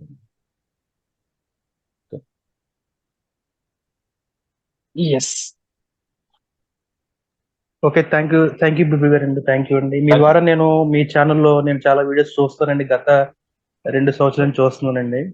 చాలా థ్యాంక్ యూ అండి, మీ ద్వారా ఎన్నో విషయాలు తెలుసుకుంటున్నానండి. Thank you sir. Thank you brother, thank you so much. Yes. తర్వాత జీవన్ జమి అనే ఐడి నుంచి ఇందాక అడిగినటువంటి ప్రశ్నకి కంటిన్యూషన్ లో ఒక ఫాలోఅప్ క్వశ్చన్ అడుగుతున్నారు బిబి గారు. మరి చదువుకోని వారి పరిస్థితి ఏమిటి? అంటే వాళ్ళు బైబిల్లో ఉన్న సత్యాన్ని తెలుసుకొని ఏ రోజుకైనా అబద్ధ బోధల నుంచి బయటకు వస్తారు అని మీరు అన్నారు కదా ఇందాక. అవును. మరి చదువుకోని వారి పరిస్థితి ఏంటి? అంటే నా గొర్రెలు నా స్వరం వింటాయి అన్నటువంటి వాగ్దానం చదువుతో నిమిత్తం ఉన్నటువంటి విషయం కాదు. దేవుడు తన బిడ్డల్ని నడిపిస్తాడు. వాళ్ళు అంటే వాక్యము గురించి వాళ్ళలో ఉన్నటువంటి తృష్ణ వాళ్ళని ఏ విధంగా అయినా వాక్యం నేర్చుకోవడానికి నడిపించేదిగా ఉంటది. చాలా మాధ్యమాల ద్వారా వాళ్ళు వాక్యం నేర్చుకోవచ్చు. అంటే వాక్యం వినడం ద్వారా, అంటే కేవలం కాపరి సంఘంలో వాక్యం చెప్పడం ఒకటే మాధ్యమం కాదు. అంటే వాళ్ళు ఎవరి ద్వారా చదివించుకోవడం, బైబిల్ చదవడం రాని వాళ్ళకి అసలు బైబిల్ గురించి అవగాహనే ఉండదు అని మనం అనుకోవడం అనేది అది కేవలం మన అపోహ మాత్రమే. మీరు ఊర్లలోకి వెళ్ళి చూడండి, వృద్ధులు కొంతమంది ఉంటారు, వాళ్ళు నిజంగా భక్తిపరులుగా ఉన్నటువంటి వాళ్ళు, వాళ్ళకి వాక్య అవగాహన ఉంటది, వాళ్ళు ఏం చదువుకొని ఉండరు. వాళ్ళు చెప్తారు కూడా పైగా, నేనేం చదువుకోలేదమ్మా, నేను ఆ, ఆ, అదేంటి బైబిల్ తప్ప నాకు ఏదో అర్థం కాదు అని కూడా చెప్పే వాళ్ళు కూడా ఉంటారు. అంటే బైబిల్ని ఎలా అర్థం చేసుకోవాలి, ఎలా ఆ, కొంచెం బైబిల్ గురించినటువంటి ప్రాథమిక అవగాహన తెచ్చుకోవడానికి వాళ్ళు ప్రయాసపడేవారుగానే ఉంటారు. ఎందుకంటే దేవుని వాక్యాన్ని ప్రేమించి దేవుని వాక్యంలో ఉన్నది తెలుసుకోవాలి అన్నటువంటి తృష్ణ దేవుడు ఖచ్చితంగా వాళ్ళు పుట్టిస్తాడు. కాబట్టి వాళ్ళకు ఉన్నటువంటి వనరులను, వాళ్ళకు ఉన్నటువంటి అవకాశాలను వాడుకొని ఖచ్చితంగా తెలుసుకునే ప్రయత్నం చేస్తారు. And they will be delivered by the truth actually. So అంటే నా చదువుతో నాకున్నటువంటి అవగాహన సామర్థ్యంతో సంబంధం లేకుండా దేవుడు తన ఆత్మ ద్వారా నడిపిస్తాడు, ఈ విషయాన్ని అవకాశాలు కల్పిస్తాడు అనేటువంటి విషయాన్ని మనం అర్థం చేస్తాం. Yes brother. తర్వాత క్రిష్ అనే ఐడి నుంచి అడిగినటువంటి ప్రశ్న, ఈసా ఫస్ట్ గర్భం నుంచి బయటకి, ఏషావు మొదట గర్భం నుంచి బయటకు రాకుండా యాకోబు వచ్చుంటే ఆ దేవుని చిత్తం ప్రకారం యాకోబుకి జ్యేష్ఠ కుమారుడికి వచ్చే ఆ రైట్, బర్త్ రైట్ వచ్చేది. కానీ ఏషావు కాకుండా ఏషావు ఎందుకు మొదట వచ్చాడు అనేది ఒక ప్రశ్న. అదే దేవుని చిత్తమేమో ఆ బర్త్ రైట్, జ్యేష్ఠత్వము యాకోబుకి చెందాలన్నది దేవుని చిత్తమైంది, కానీ మరి ఏషావు ఎందుకు మొదట గర్భం నుంచి వచ్చాడు అనేది ప్రశ్న. యాకోబు మొదట బయట వచ్చి ఉంటే జ్యేష్ఠత్వం అతనికి వచ్చి ఉండేదేమో, కానీ దేవుని ఉద్దేశం ఏంటి, పెద్దవాడు చిన్నవాడికి దాసుడు అవ్వాలి అన్నటువంటి ఉద్దేశం నెరవేరుండేది కాదు. యాకోబు ఫస్ట్ వచ్చి ఉంటే స్టోరీ అంతా రివర్స్ అయిపోయేది కదా. పెద్దవాడు చిన్నవాడికి దాసుడు అవ్వాలి అన్నప్పుడు యాకోబు ఫస్ట్ వచ్చి ఉంటే యాకోబు పెద్దవాడు అయి ఉండేవాడు, చిన్నవాడికి దాసుడు అయిపోయి ఉండేవాడు. అందుకే ఫస్ట్ యాకోబు రాలేదు, ఏసావే వచ్చాడు. దేవుని చిత్తం నెరవేరింది. దేవుడి చిత్తాన్ని సరిగ్గా అర్థం చేసుకోవడంలోనే ఇబ్బంది ఉంది ఇక్కడ. ఎగ్జాక్ట్లీ. అంటే దేవుడు ఫస్ట్ ఎవరు వస్తే వాళ్ళని జ్యేష్ఠుడిగా చేసేయచ్చు, కాబట్టి యాకోబును ఫస్ట్ పంపించవచ్చు అన్నది కాదా. పెద్దవాడు చిన్నవాడికి దాసుడు అవ్వాలి, జ్యేష్ఠత్వం చిన్నవాడికి రావాలి అన్నది దేవుని యొక్క ఉద్దేశం. కాబట్టి రెండవదిగానే పుట్టాలి, మొదట పుట్టడానికి వీలు. సో ఇందరితోటి మనము లైవ్ చాట్ లో ఉన్న క్వశ్చన్స్ అన్ని పూర్తయిపోయాయి. చివరిగా కొన్ని క్విక్ అనౌన్స్మెంట్స్ తోటి మనం ముగించుకున్నాము. ప్రతి వారం నేను జ్ఞాపకం చేస్తున్న విధంగానే హితబోధ కేవలం ఈ ప్రశ్నోత్తరాల లైవ్ కార్యక్రమాన్ని మాత్రమే కాకుండా ఇంకా అనేక వనరులను, అంటే తెలుగు క్రైస్తవ సాహిత్యాన్ని ప్రొడ్యూస్ చేయడంలో ఈ పరిచర్య ముందుకు వెళ్తుంది. సో ఆ రీసోర్సెస్ అన్ని మీకు చాలా రకాలుగా, అంటే ఆడియో పుస్తకాల రూపంలో, వీడియో ప్రసంగాల రూపంలో, అలాగే కామెంటరీలు, బైబిల్ కామెంటరీల రూపంలో, వ్యాసాల రూపంలో, ఇలాగా అనేక వనరుల రూపంలో మీకు ఉచితంగానే అందుబాటులో ఉంచడం జరిగింది. అది 3 మాధ్యమాల ద్వారా మీకు అందుబాటులో ఉంచడం జరిగింది. మొదటిగా హితబోధ వెబ్సైట్ ద్వారా మీరు గూగుల్ సర్చ్ బాక్స్ లో హితబోధ అని టైప్ చేస్తే హితబోధ హితబోధ వెబ్సైట్ కనిపిస్తుంది. దయచేసి వీక్షకులంతా ఒకసారైనా హితబోధ వెబ్సైట్ ని దర్శించాలని రిక్వెస్ట్ చేస్తున్నాము. అలాగే హితబోధ యాప్, మీరు ప్లే స్టోర్ లో హితబోధ అని టైప్ చేస్తే హితబోధ యాప్ కనిపిస్తుంది, దాన్ని ఇన్స్టాల్ చేసుకోవాలని రిక్వెస్ట్ చేస్తున్నాము. వెబ్సైట్ లో ఉన్న రిసోర్సెస్ దాదాపుగా యాప్ లో కూడా అందుబాటులో ఉన్నాయి. అలాగే Hithabodha YouTube channel, YouTube search box లో హితబోధ అని టైప్ చేస్తే హితబోధ యూట్యూబ్ ఛానల్ కనిపిస్తుంది, దాన్ని సబ్స్క్రైబ్ చేసుకుని బెల్ ఐకాన్ ప్రెస్ చేయాలని రిక్వెస్ట్ చేస్తున్నాము. అలాగే ఈ కార్యక్రమాలు కూడా, ఈ క్రిస్టియన్ రెస్పాన్స్ ఎపిసోడ్స్ కూడా ఈ రోజు 70వ ఎపిసోడ్, 70th ఎపిసోడ్ జరుపుకుంటూ ఉన్నాము. ఈ 70 ఎపిసోడ్లు కూడా హితబోధ యూట్యూబ్ ఛానల్లో ఒక ప్లేలిస్ట్ లో, క్రిస్టియన్ రెస్పాన్స్ అనే ప్లేలిస్ట్ లో ఉంచడం జరిగింది. సో మీరు మళ్ళీ ఒకవేళ ఈ ఎపిసోడ్స్ లో అడిగిన ప్రశ్నలు ఏవైనా మీరు సమయం దొరికినప్పుడు వినాలనుకుంటే మీరు వినొచ్చు. అండ్ మొత్తం ఎపిసోడ్ అంతా వినాల్సిందే అన్నట్టుగా కాకుండా ఏ ప్రశ్నలు వినాలో అవి చూస్ చేసుకోవడానికి వీలుగా యూట్యూబ్ వాళ్ళు ఒక ఆప్షన్ ఇచ్చినారు. మీరు చాలా మందికి అవగాహన ఉండొచ్చు ఆల్రెడీ దాని గురించి. కింద డిస్క్రిప్షన్ బాక్స్ లో ప్రశ్నలతో పాటు ఏ ప్రశ్న ఏ సమయానికి అడగబడింది అనే టైం కూడా మెన్షన్ చేయడం జరిగింది. ఆ టైం మీద మీరు ట్యాప్ చేయగానే అక్కడ నుంచి, అంటే ఆ ప్రశ్న మాత్రమే ప్లే అవుతుంది అనమాట. సో ఆ ఫీచర్ ని వినియోగించుకొని మీరు ఆ ఎపిసోడ్స్, అయిపోయిన ఎపిసోడ్స్ లో మీరు ఏమైనా ప్రశ్నలకు సమాధానం తెలుసుకోవాలనుకుంటే, చూడాలనుకుంటే మళ్ళీ చూసే ప్రయత్నం చేయాలని. అండ్ ఈ పరిచర్య గురించి, ఈ పరిచర్య ద్వారా ప్రొడ్యూస్ చేయబడుతున్న రీసోర్సెస్, ఆ వనరుల్ని మీరు మీ ఆధ్యాత్మిక క్షేమాభివృద్ధి నిమిత్తం మీరు వినియోగించుకుంటూ అలాగే ఈ కార్యక్రమంలో కూడా మీరు పొందుతూ మీ ప్రశ్నలు అడుగుతూ వాటికి సమాధానాలు పొందుకుంటూ వీటిని మీకు తెలిసిన మీ క్రిస్టియన్ సర్కిల్లో ఉన్న వాళ్ళకి, మీకు తెలిసిన మీ బంధువులకి, మీ క్రైస్తవ మిత్రులకి, వాళ్ళకి కూడా ఈ రిసోర్సెస్ గురించి కానీ, ఈ పరిచర్య గురించి కానీ, వీటి గురించి వాళ్ళు కూడా తెలియపరిచి వారు కూడా మేలు పొందడానికి, ఆశీర్వదించబడడానికి మీరు మీ వంతు సహకారం అందించాలని మనవి చేస్తూ ఈ పరిచర్య అందరి గురించి మీ వ్యక్తిగత ప్రార్థనలో కూడా జ్ఞాపకం చేసుకోమని రిక్వెస్ట్ చేస్తూ, క్రిస్టియన్ రెస్పాన్స్ క్రైస్తవ స్పందన అనే ఈ కార్యక్రమం ప్రతి మంగళవారం సాయంత్రం 8 గంటలకు ప్రసారం అవుతుంది కనుక తిరిగి మరలా వచ్చే మంగళవారం సాయంత్రం 8